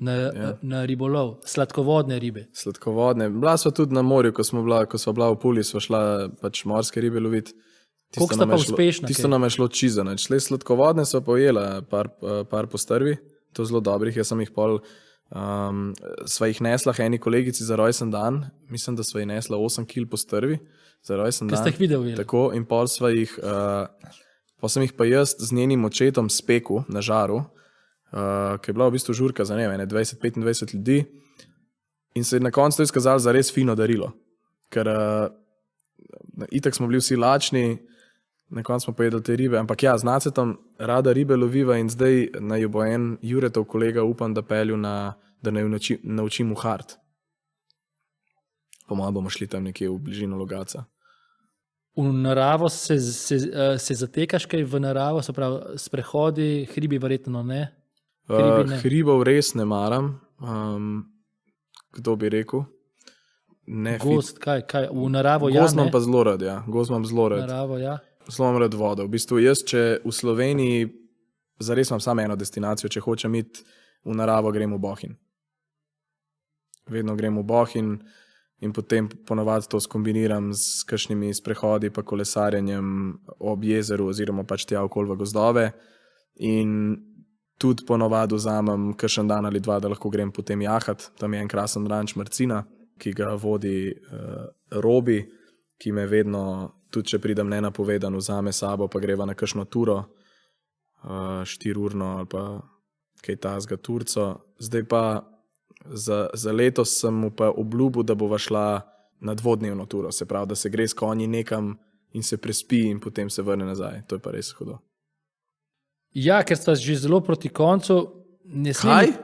Ja, že. Kako hitro je minilo? Kako hitro je minilo teh 12 ur? Ne morem preko tega, da ne omenim, da si zelo dober ping-pong igralec. Hvala. Za zanimivost lahko povem, da si igral tudi z Gogijem, z Dragičem in da si ga premagal v ping-pongu. Tudi midva sva igrala, ne? Tudi midva sva skupaj igrala. In če boš igral s kakšnim glasbenikom ping-pong, sem prepričan, da ga boš zmaznil. Gladko. Ja, načeloma v bendu sva z Janom, Jan je zelo dober v ping-pongu. Zelo dober. Tako da sva z Janom bi rekel, da rivala, ki imava ta odnos, da enkrat en zmaga, drugič drug. Ne moram reči, da je kjer boljši. Tako da Jan je zelo dober v ping-pongu. Sta tam, ja. Sva tam. Jaz bi rekel, da tako za enega človeka, ki ni treniral ping-pong, v redu igram. Zdaj si me spomnil, da sem se zmenil s punco od enega kolega glasbenika, ki je pa trenirala celo življenje ping-pong, da bova šla, ker me pa res zanima, kako igrati z nekom, ki je pa to dejansko treniral. To nima šans, ker oni ti režejo žogice. No, sej vem, jaz ne pričakujem, da bom šel tja zmagati, ampak me pa zelo veseli ta izkušnja igrati z nekom, ki me bo totalno razsul v tem. Kar jaz mislim, da sem kao dober, veš. Kakšen vzdevek imaš v bendu? Ali pa tako sicer, tako vzdevek? Kako ti kličejo, Bojan ali si? Bojči. Ja. To je v bendu. Ja. Kaj pa tako, v familiji, Bojan? Dol me kličejo Boki. Ja. Tudi doma ponovad sem Boki. Boki, bojči, ne vem. Ja, Boki pa bojči. Cvetko, ja, ne. Ne, Cvetko me kličejo me, pomaš pa tako, eni ljudje me pa kličejo neke stvari, ki so pa Bojza, Bojzel, Cvetko, Cvele. Tako imam pol enega človeka, ki me kliče edini na svetu neki. Bojan, najlepša hvala, da si bil naš gost na Poljanskem kavču. Hvala tebi. Zelo, zelo sem vesel, da sem tukaj in hvala ti. Kaj šele mi? Ja, hle. Zahvala tudi vam, poslušalcem, gledalcem in sledilcem, ki nas spremljate, všečkate ali delite. Oglejte si prosim tudi pretekle objavljene epizode Poljanskega kavča. Stisnite kakšen všeček, komentar, pač nek odziv, da vemo, kje se nahajamo. Zahvalo si zasluži tudi celotna tehnično podporna skupina dijakov, ki omogoča delovanje Poljanskega kavča. Še enkrat hvala za pogovor, mi se pa spet gledamo kmalu z novim gostom na istem Kavč kanalu. Čauke, čauke! Ej, a sva za kakšno presenečenje? Vedno. Jaz imam tukaj prirejen tekst na poljansko himno. Ok. Pa lahko malo zapojeva, a? Dejva, a boš ti začel? Bom jaz začel? Da padem not. Ok. Sediva v dvorani, Poljanski kavč je tu, pred nama mikrofona po končanem pogovoru. Si prosil, da zapojem, na kitaro zaigram, poznanih par akordov, prijatelje tudi poznam. Res hvala, da prišel si na Poljane. Spomini so še živi od naših dni, Prijatelji smo na Poljanah, ljubezen nas bogati. ljubezen nas gor drži. Je konec epizode, pogovor je končan, Poljanski kavč že čaka na novega gosta dan. Naroč se na kanalu, povšičkaj še raj nas, predlagaj nas še drugi, da pridemo v tvojo vas. Poljanski kavč naj spremlja vsak Poljanec, Vsak Poljanec. pogovore ustvarjamo samo za vas. Ja, za koga pa? Prijatelji smo na Poljanah, nad nami je samo nebo. Še enkrat. Poljanski kavč naj spremlja vsak Poljanec, Aha, aha. pogovore ustvarjamo samo za vas. Prijatelji smo na Poljanah, nad nami je samo nebo. Nad nami je samo nebo. Nad nami je samo nebo.